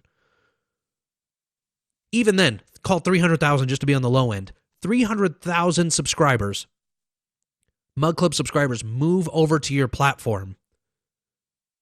Daily Wire is the benefactor there, not Steven Crowder. And all he's asking is that you pay him a fair wage of the $157 million on the low end of money that he would receive, or that you would receive, to him. And you're like, no, man, we're gonna bleed you dry. Every drop that we can get out of you, out of this cow, we're gonna take, and then some. Then we're gonna butcher the cow. We're gonna chop it up. We're gonna sell all of the meat. We're gonna sell the hide. We're gonna do everything so that there's nothing left when his term is over. But we're going to make it seem like Steven is the bad guy because he's upset that his massive value, as Jeremy puts it, is not taken at its full. It is being downplayed significantly. The Daily Wire is not a nonprofit. We aren't benefactors. It's not a nonprofit. In fact, you want stupid amounts of profit from this, and Steven to get none. In fact, you want to penalize his profits heavily, totaling potentially 110%. And it's not even of his profits, of his total fees that he would get from this deal. We're a business. We only get to eat what we kill. And, at the very beginning, we thought maybe we could do like a joint venture with Steven where we have the same relationship. There's no guarantee of money. And if there's more money, he gets a cut. And if there's less money, he gets a cut. But we knew, no, Steven, at his level, his history, his experience, he just needs a big guarantee. He's earned it. But we still have to replicate in the deal some measure of that shared responsibility. No, what you're doing is you're trying to say, okay, well, we want to give him a guarantee because he's worth it, but we want to make sure that, and it's not a guarantee at that point if you put in risks and the pitfalls on Steven. There's no guarantee, and they'll say that it's a guarantee of $50 million when it's convenient. But then now he's saying, oh, well, we want to give him a guarantee, but if there's any problems or risk associated with the show, we're going to make sure he really feels it. And he just said too that a joint venture would have been better, where if the show does really, really good, he gets a percentage, we get a percentage, and if it does really, really bad, we split the pain and suffering. That would have been significantly better of a deal than what you're doing now. This is just, like I said, it's like an insult. It's like a punch in the face. And that's all this was meant to accomplish. You say, well, it's the same in the end anyway, because you're still telling him, if you say something YouTube doesn't like, we're taking away your money. Well, no, yes. YouTube would be the one taking away the money. We're just... And yes, YouTube would be taking away the money from the Daily Wire, and then the Daily Wire then, instead of saying, oh, we're losing money, we're now going to take it from Steven. Just saying that we can't bear the entire brunt of that. But it's even, I think what Steven's suggesting here is kind of even more disingenuous than that, because I actually kind of came up with this whole concept by watching Steven Crowder. I mean, I mentioned it before. Steven created this idea of Piss Off YouTube segment at Mug Club. And I saw it and thought it was genius. What does it mean? It means Steven can go on YouTube, speak to a huge audience. In fact, most of his audience, that's where they engage with him, right? The subscribers are a very small percentage of Steven's audience. Mug Club is a very small percentage of his audience. YouTube is the vast, overwhelming majority of Steven's audience. He can go on there and he can be risque and he can do what he wants to do, but he can be calculated too. And he can say, there are some things that I simply can't say here because these bastards hate free speech.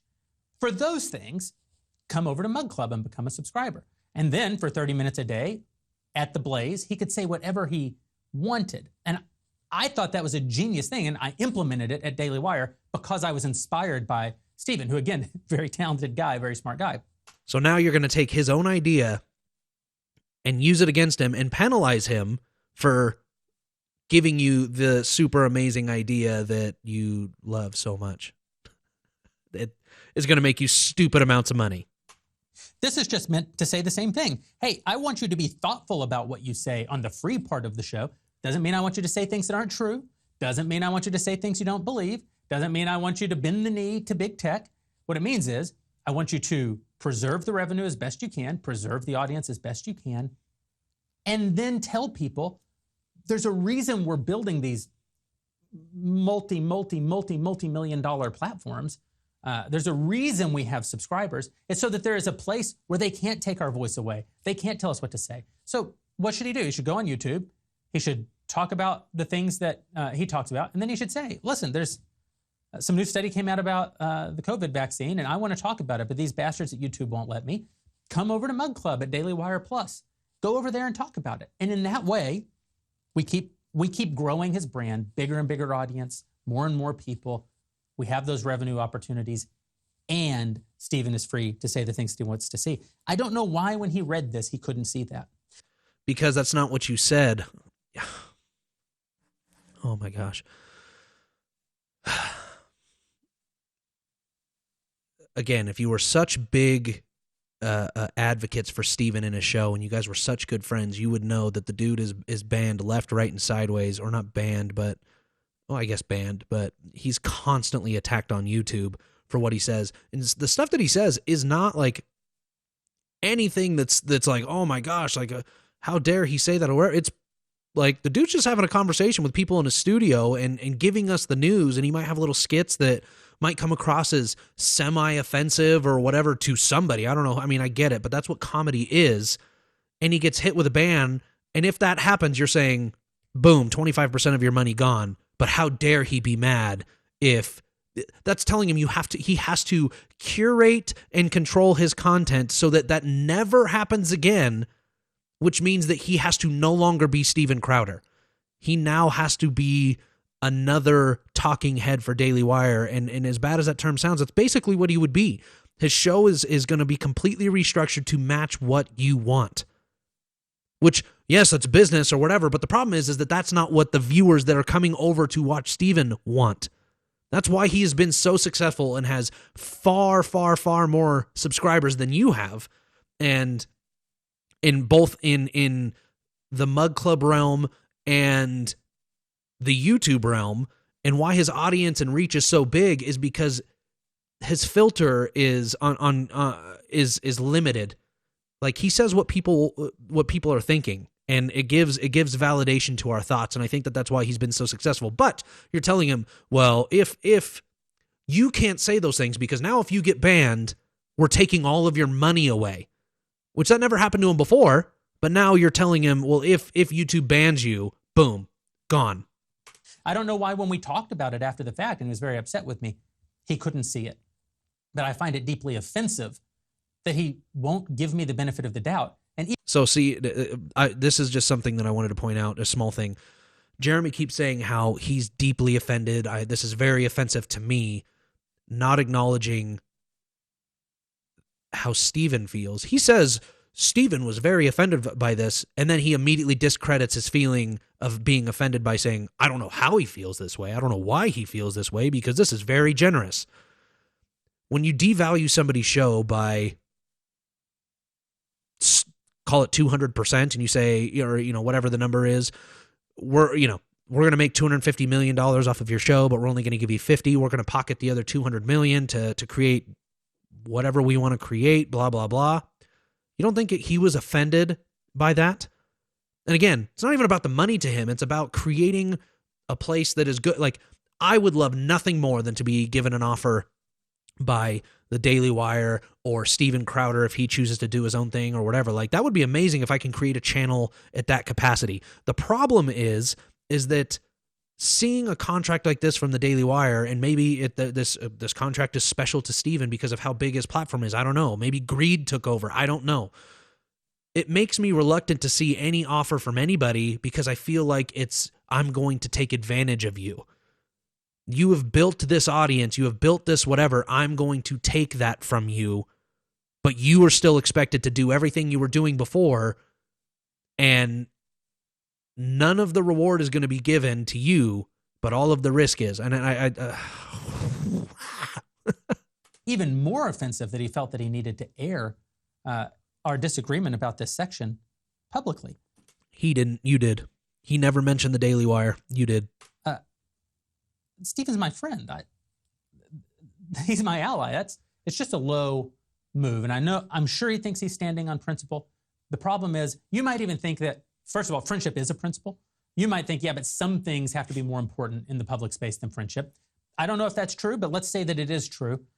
You have to be right if you're going to burn one of your friends the way that Steven burned us. And the thing is this could have still been a conversation behind closed doors. I think what Steven was trying to do is bring awareness to the situation at hand and maybe why his viewers haven't seen a show from him in a month and a half or a month or whatever. And he speaks his frustration about these contracts and why he hasn't signed with anybody and blah, blah, blah. And he's like, this is frustrating because people that I thought were aligned with my views, I'm finding out aren't as aligned with my views. Never mentioning the Daily Wire by name. Never saying, Jeremy did this and Ben did this and the Daily Wire did this. You did, Jeremy. You outed yourself. Some people might say that it was obvious. Some people might say, like, Jeremy did this, and or some people might say that, if you look at the sheet where, Crowder had blacked out the names or whatever, it's such a small space, and the only name that makes sense is the Daily Wire, LL, whatever it is, whatever their name is, legally. But it wasn't. Steven made an attempt to keep you protected. You chose to go out and say, nope, that was us, everybody. Come look at us. We did this. And then used it as an opportunity to attack him. That's why I'm so frustrated about it. About the whole thing. I mean, the contract itself, like I said, I'm frustrated about terms of the contract. The thing that's frustrating is I feel now like I'm torn to choose between the Daily Wire and Steven Crowder. And it's upsetting to see that it has turned into this like drama fest. Like, I feel like this needs to be like a series on Netflix of like just this back and forth between Steven and the Daily Wire. And it's really sad because, like I said, is the guy is coming out and he's saying contracts like this are why conservatives can't make any headway today.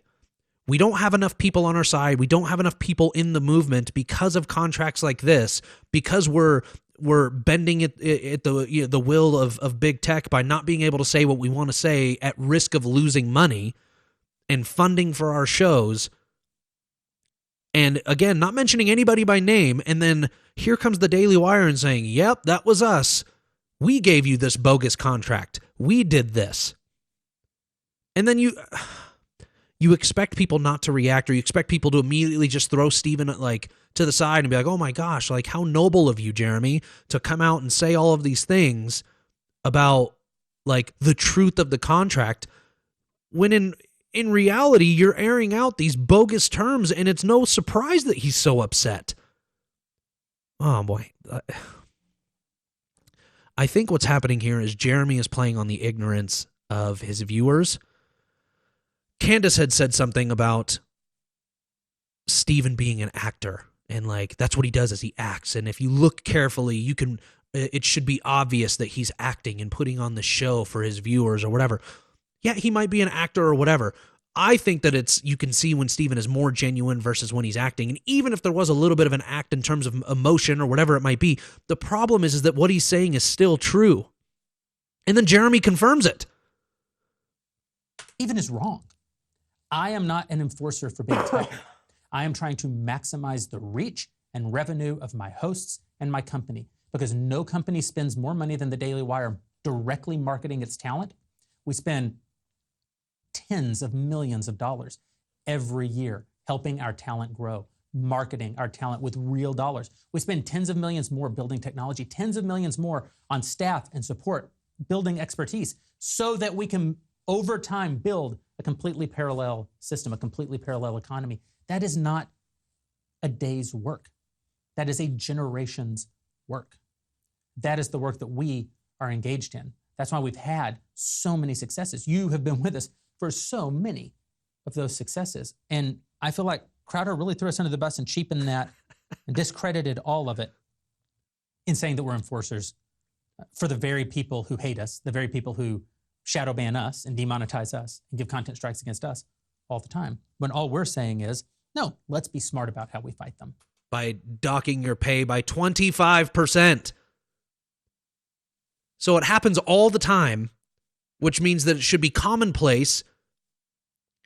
I would think that if it happens as often as you say it does, that percentage would be much, much, much, much lower.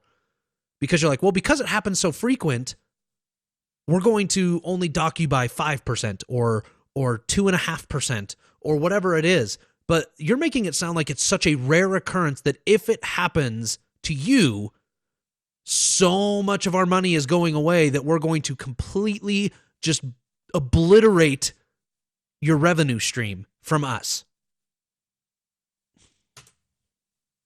The rest of this document, you're welcome to read it. It's just legalese. And what it says is, if we decide to move forward, this isn't the whole document. We're going to have a longer document. We're going to have to negotiate these topics. Confidentiality. We're not going to tell people about the deal. He didn't sign this, so he doesn't have those confidentiality requirements, although I certainly expected some political or, I guess, personal and professional courtesy of him not going and reaming us publicly for making... He did. Oh my gosh, he did not ream you publicly. You are the one that outed yourself, not him. I just, the more I watch this, the more I listen to what is being said, it is just so frustrating to me that it's like, I really would have hoped that he would have been more of a professional about this and, kept our friendship in mind before he outed the agreement. I think that he's offended that his friend sent him such a bogus contract, and he still kept things civil by keeping your name out of it, and then you chose to say, nope, that was us that really screwed the pooch here. That was us that really made Steven feel like a slave to Daily Wire. That was us that did all of this stuff, but we're gonna try and show you why we're not the bad guy. He is. Him an offer that he didn't like. I don't owe Steven a job, and Steven doesn't owe me a show. We opened up a conversation in good faith. We made an offer. He didn't like it. Now he's burning us. You're burning. That brings me actually to what happened after. I sent this over. I did get on the phone with Steven. Normally, this is the stage where you say, I like this, I don't like that, red line, red line, red line, and we move closer together. Instead, Steven said, I'm not going to redline this. Not going to have my agent respond. This deal is garbage. You need to start completely over. I said, well, I'd like to talk through why we do it. And he listened for a little bit, and he said, well, you're just wrong. You don't know anything about business. My business model is the right business model. And of course, that's unfair because Steven hasn't run this part of a business before. Steven likes to say, I'm only on the air because of Mug Club. But Steven couldn't tell me how many subscribers he had. I said, how many subscribers do you have at the place? He said, I don't know. They don't tell me. And I'm sure that's true. He said, but I'm confident. I guarantee you it'll be 350,000 on day one with no marketing. Sounds like he's right. I hope that's true. But I can't take that risk. I've never seen that to be true. I've never launched any talent with $0 spent on marketing and picked up a third of the total subscribers that the entire Daily Wire has built in 8 years in business. I hope Steven's right. I hope he makes unseemly amounts of money and is able to continue being an important voice in the movement for years and years to come. But that's not a risk that I could take.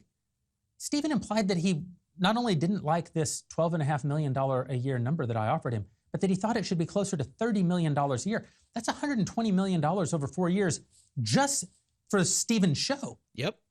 I would still have to spend those tens of millions of dollars every year that I told you about on things like marketing and infrastructure and technology to support the show, the part that Steven's never done.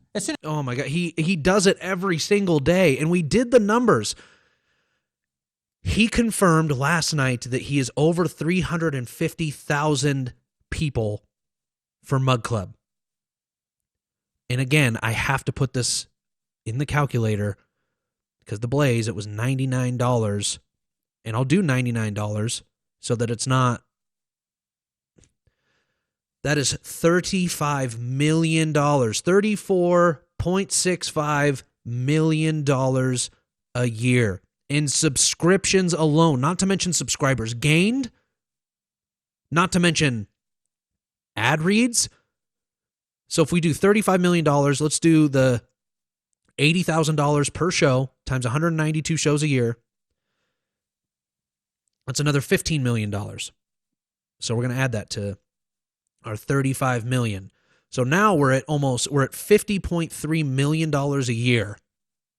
So his entire revenue stream for 4 years is covered in 1 year by what his show would produce. Not to mention any of the monetizing of ads on his social media, merch, anything like that.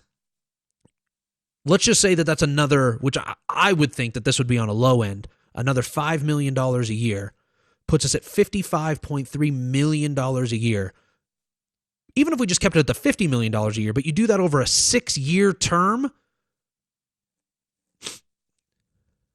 $332 million. And again, these numbers are all speculation. This is not saying that I know how this business is done, blah, blah, blah, blah, blah. But what I'm saying is this has got to be within the ballpark of the money that the Daily Wire would make. Now let's subtract the $75 million basketball money, subtract the $75 million that they would pay him. This is what the Daily Wire has left over from Steven alone. And they're like, yeah, like, man, we're going to have to pay an extra, $20 million on the back end for legal fees and, the technology and all the stuff to support your show. And you're like, okay, well, you're still left with, call it $200 million when it's all done. Ay, ay, ay. As soon as he said that, I knew we'll never get to a deal. I can't guarantee $30 million a year. When you're going to make over $50 million a year from his show. I didn't know how I was going to pay for 50. I thought, not that he isn't worth it, but that's a big risk. $120 million is an incalculable risk for a company our size. And again, I'm not saying Steven isn't worth it. I hope he is. I hope he builds his own business. He'll make a ton of mistakes. He'll find out that he's wrong about a lot of how the business world works. He'll learn and he'll grow because he's a smart, talented guy. And I hope he gets to a place where he's proving me wrong and he's making all that money. But that just was not a deal that the Daily Wire could possibly make. And we'd have to pay it even if he lost all the revenue, or even if he lost enormous chunks of the revenue. But oh my gosh. So again, we didn't even calculate any monetization, any ad. I mean, we did a little bit of the ad spending by saying, let's just assume that it was an extra $5 million a year or whatever in terms of the ads that you would serve on his content and merch and all that other stuff over the term. The problem is that your penalties go up to 110% of his contract. But if he brings over the $350,000 or the 350,000 subscribers that he said that he had and he confirmed last night, you still get the guaranteed whatever it was, $350 million or the $35 million a year from his show, but he gets penalized 110% because of a ban on YouTube. Well, 110% because of a complete ban on all big tech platforms. This is absolute. The term sheet, I understand that things could have been crossed out and adjusted or whatever. It seems like to me there was no middle ground to be found on this. Steven has a show that is, from just rough numbers, worth $300 million over the course of the next 6 years, and you only wanted to pay him $75. And you're saying, well, yeah, he could go and start his own version of Daily Wire and he's going to make mistakes or whatever. And you're like, well, yeah, but what if he brings on other content creators and other people that could do basically what you're doing, and he has Steven Crowder and then 10 other shows under his belt? That's like $1 billion a year potential for him, or $1 billion company for him. Not a year. I'm sorry, I misspoke. But you want to pay him $50 million. Again, you're playing on people's ignorance that we don't. Yes, $50 million is a lot of money. Yes, maybe you couldn't afford Steven, and maybe it would have been better to say that rather than trying to out him as the enemy. I'm getting heated. It was just an impossible situation. And so Steven said, then just say that. Instead of trying to bend him over and just make him take whatever it is that you're trying to give him, maybe just say, wow, Steven, your show is really popular, as we could tell by your 6 million subscribers on YouTube, your 350,000 Mug Club subscribers, and your, I don't even know how many he has on Rumble, but the amount of eyeballs that he has on him, and saying, wow, we can't afford you because of how big your show has become. Just say that instead of saying, wow, he's really upset because we insulted him, but now we're going to shame him publicly and make it seem like we are the victims here. we're going to throw this deal out. I'm not even going to mark it up. Not going to negotiate it. Start over. Send me a new deal. And because of his talent and because of our friendship, I thought about it for a minute. Talked to my partners about it for a few minutes. And then I just realized what I already knew in my heart, which is Steven's not a team player. That's not a knock. He has an enormous individual talent. But he's not going to be happy unless he's out on his own. And so I called him up. I said, hey, we're not going to send a follow-up offer. I want you to hear it directly from me, not from lawyers and agents. I said, but the kind of deal you're looking for is not the kind of deal that we can make. He was super gracious, appreciative, kind. We agreed to continue forward as we always had as friends. We do favors for each other. I told him, if you stay at the Blaze or if you go off on your own, go to Rumble, go wherever, we're going to continue to write stories about you and promote you and have you on. Like, you know, we want you to be as successful as humanly possible, and we want to contribute to that. And we went our separate ways.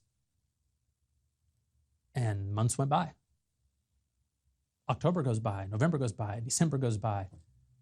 And then a week ago, in January, Steven called me. And he said, hey, man, I can't unsee this contract that you sent me. I said, well, it's not a contract. It's a non-binding term sheet. It's a conversation starter, but okay. And he told me his perspective on it, that we were not paying him what he's worth, that we don't understand his great business mind, and that it's going to go exactly the way that he thinks, and we're all going to be proven wrong. And I said, again, I hope that's true, Steven, but that's not a risk I can take. And then he said, and you're just an enforcer for big tech. You're hurting young talent. I said, well, Steven, first of all, no two talent in our company have the same deal. Every deal is different because there's different circumstances. This is the kind of deal you make to protect a 9-figure investment.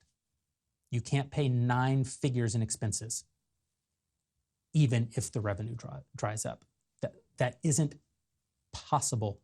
It's not prudent, but it also isn't possible. And he wouldn't let it go. He was very angry. And I got very flustered. I didn't expect him to be calling and laying into me the way he was. I'd never experienced it before. I didn't make the best defense of the deal that I probably could have because I was so caught off guard. I mean, I made a decent defense of the structure of it, but I was really taken aback. And then I told him, well, I'll take it under consideration, bud. And we got off the phone. And then I wake up yesterday and he puts out this video laying into us the way that he did. And, you know, he redacted parts of the document. He didn't name us by name. And I'm sure on some level that was meant as a courtesy. It was. He did not name you by name. He called you and aired his concerns and said, hey, Jeremy, this is the deal. it seems like you're using this because he probably sat down with his lawyers and agents and his team, was like, this is the deal. Let's really break this down. And come to find out last night that that's basically exactly what happened. And they're like, whoa, we're really being taken advantage of. If he's doing this to me, their friend, imagine what he's doing to people that are not his friend. The deals that he's offering to people that are not his friend, that he just wants to bring onto the Daily Wire. Not saying that the Daily Wire is taking advantage of anybody, but I bet you that was Steven's thought, is if they're willing to do this to me, what are they willing to do to other people? Because I'm their friend. It's so upset. We're so close to the end. Let's just finish this video, then I'll give some final thoughts. But all it really did was create suspicion in our audience. I know a lot of you have been out there defending us, saying, well, this couldn't have possibly been the Daily Wire. And I don't want to be the guy who 3 weeks later, Stephen or someone else says that it was the Daily Wire and you feel betrayed. Like, why'd these guys leave me out to dry? I appreciate your impulse to defend us, but we don't need to be defended. This is a fair offer. So I keep getting these thoughts that I want to throw into what he's saying, because it's so mind-blowing. Again, nobody outed the Daily Wire except for you. Then you say to your viewers that I guess that are commenting like, was that you guys? Was that you guys? And you say, well, you don't need to defend us. We don't need any defense. And then you proceed to make an hour-long video defending yourself.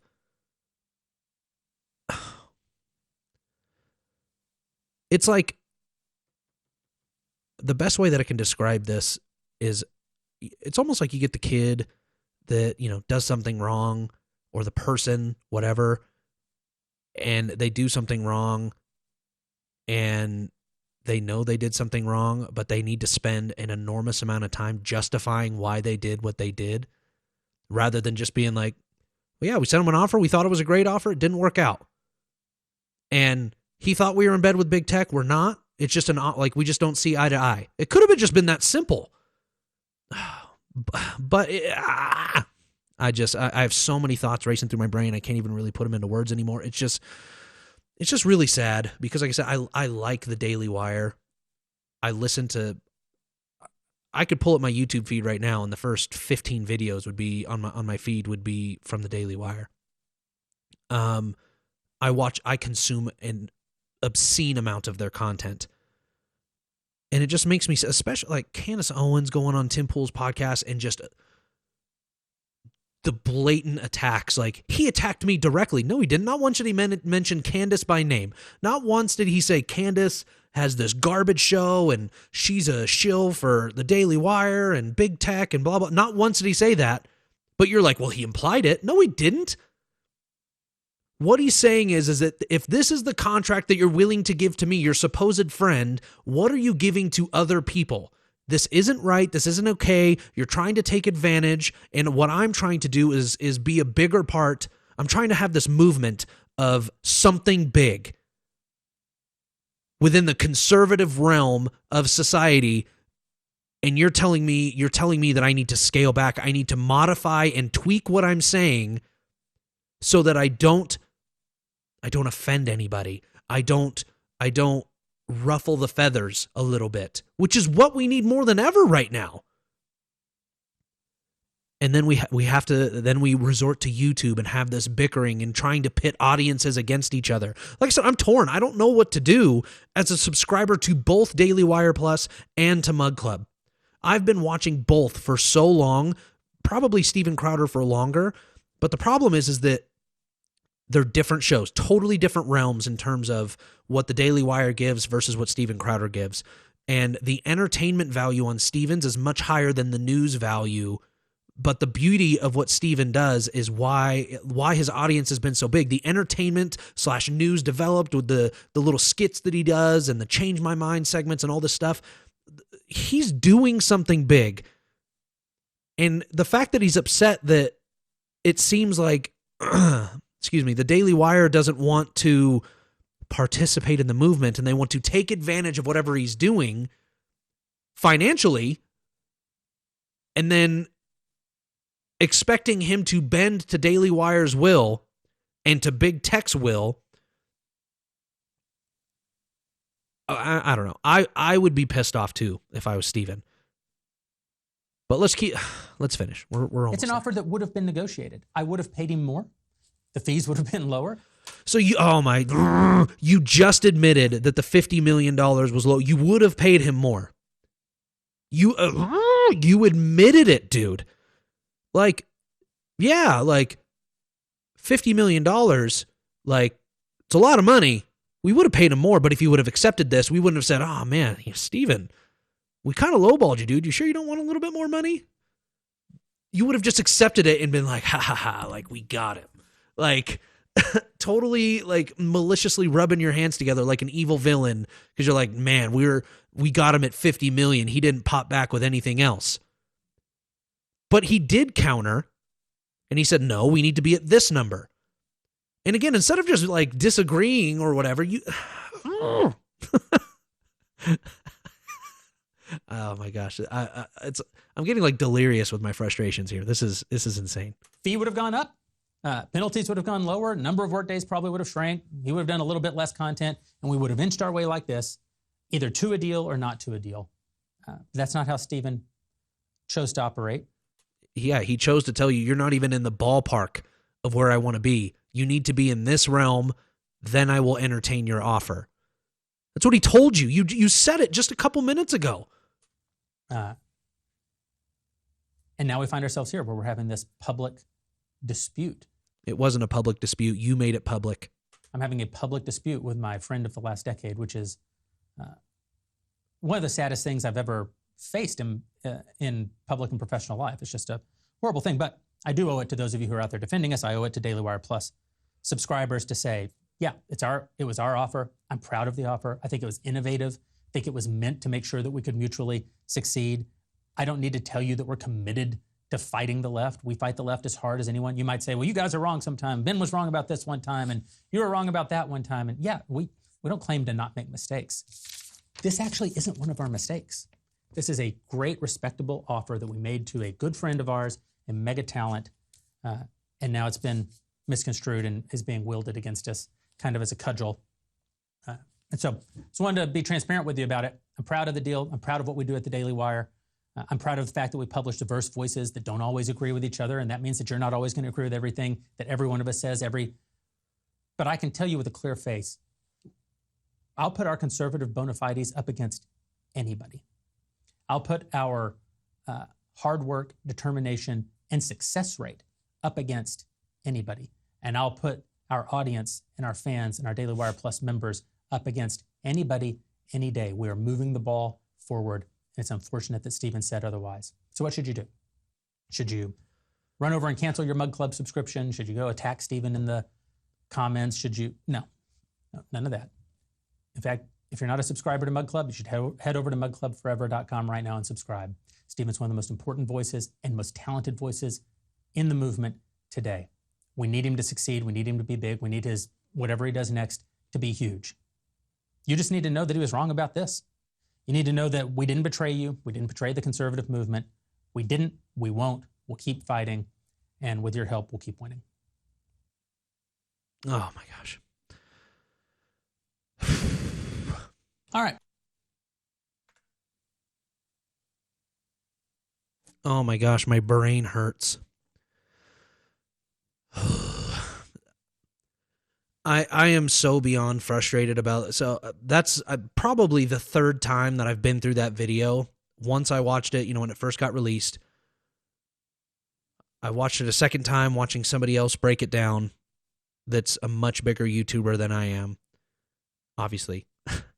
And then this time, obviously, just listening. And the nice thing is it gives perspective when you get to hear other people talk about it. You get to really listen the second time around and process what's being said.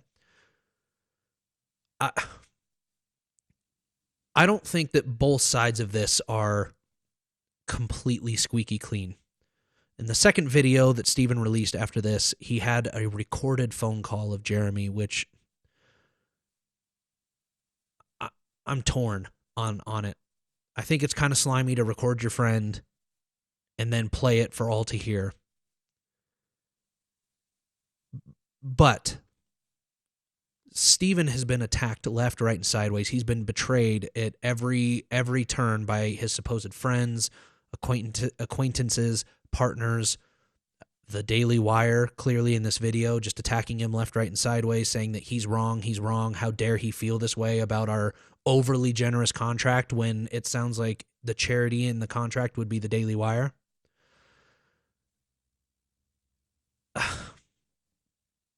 I think that there's a little bit of paranoia, might not be the right term. It might be too extreme of a term. But I think Steven is so used to being betrayed by people that he felt compelled to record the conversation to ensure protection over himself should things have gone the way that they basically did.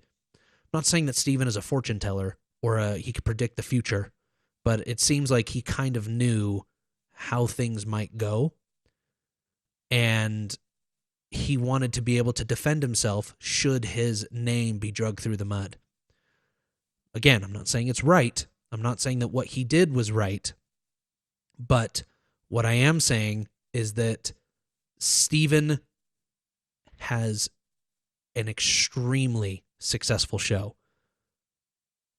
The money that is put, just if you were to lump everything together and put a dollar amount on it, is 6 or 7 times the value of what the Daily Wire was going to pay him.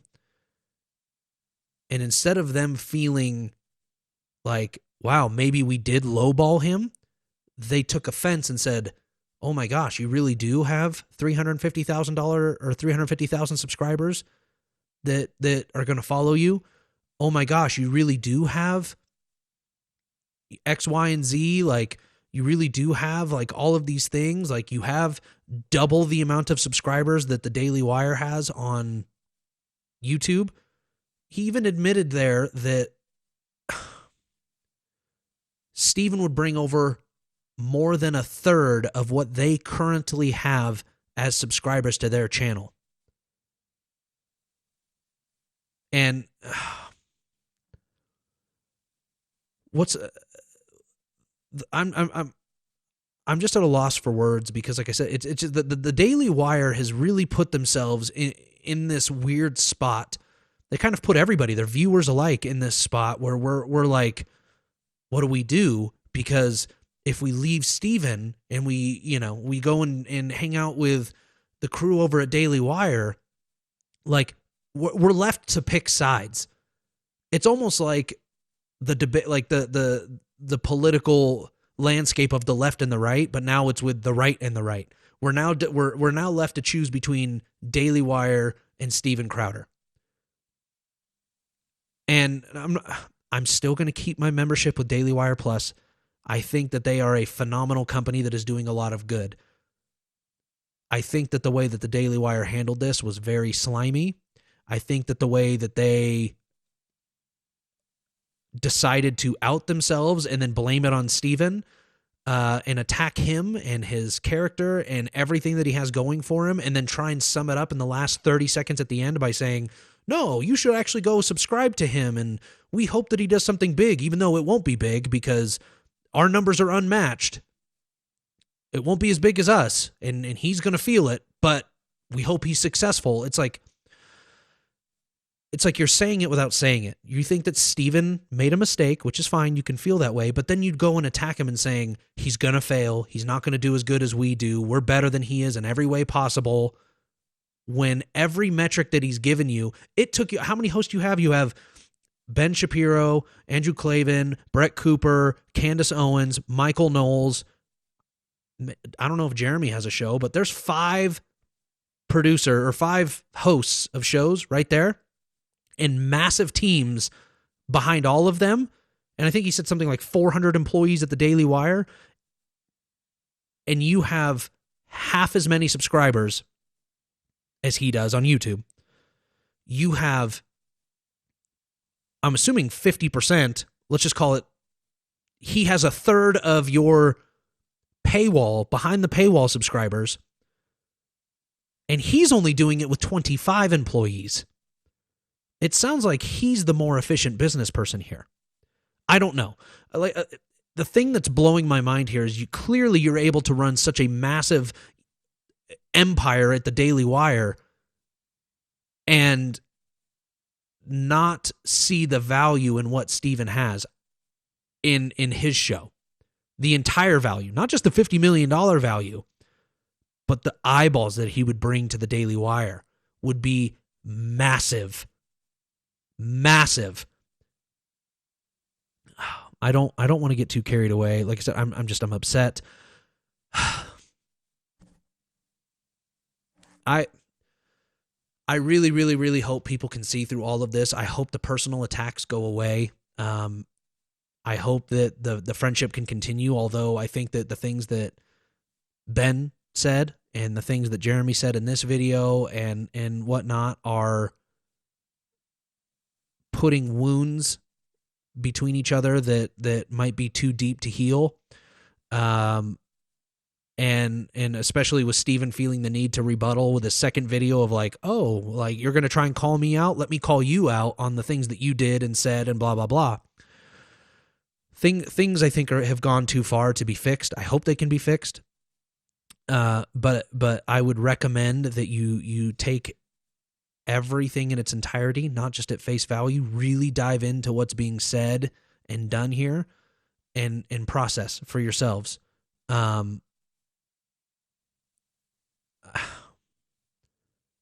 gotta try and chill just a little bit. Like I said, I'm frustrated because the conservative movement doesn't need this right now. We don't need people, these big influences in the movement fighting against each other, and that's exactly what we have. Which is why I kind of started doing this show is I want to be able to talk and communicate and shed light on conservative values and be able to dive deep into things that are important and hopefully persuade people to see why the conservative movement right now is needed more than ever. And so please continue to support the Daily Wire. Please support Steven Crowder, and I hope that both of these companies have the greatest success ever. I hope that everybody can get past this and we can move on to bigger and better things as a movement as a whole. This was a long video. Please, if you haven't already, like this video, subscribe to the channel, click that notification bell so that you get some more updates from us. This is only, I don't even know how many videos I've done, 8, 9 videos. So, like my channel is very new. And if you've made it this far, I thank you so much for sticking this out with me. I hope to see you again. This video this channel is so new and fresh. But I'm trying to stake, grab my piece of the pie in the conservative movement and bring more eyeballs to what's important and what really matters. So any support I can get from you guys would be amazing. And with that, I'll leave you to it, and I hope you all have a wonderful day. I'll see you on the next video. Take care.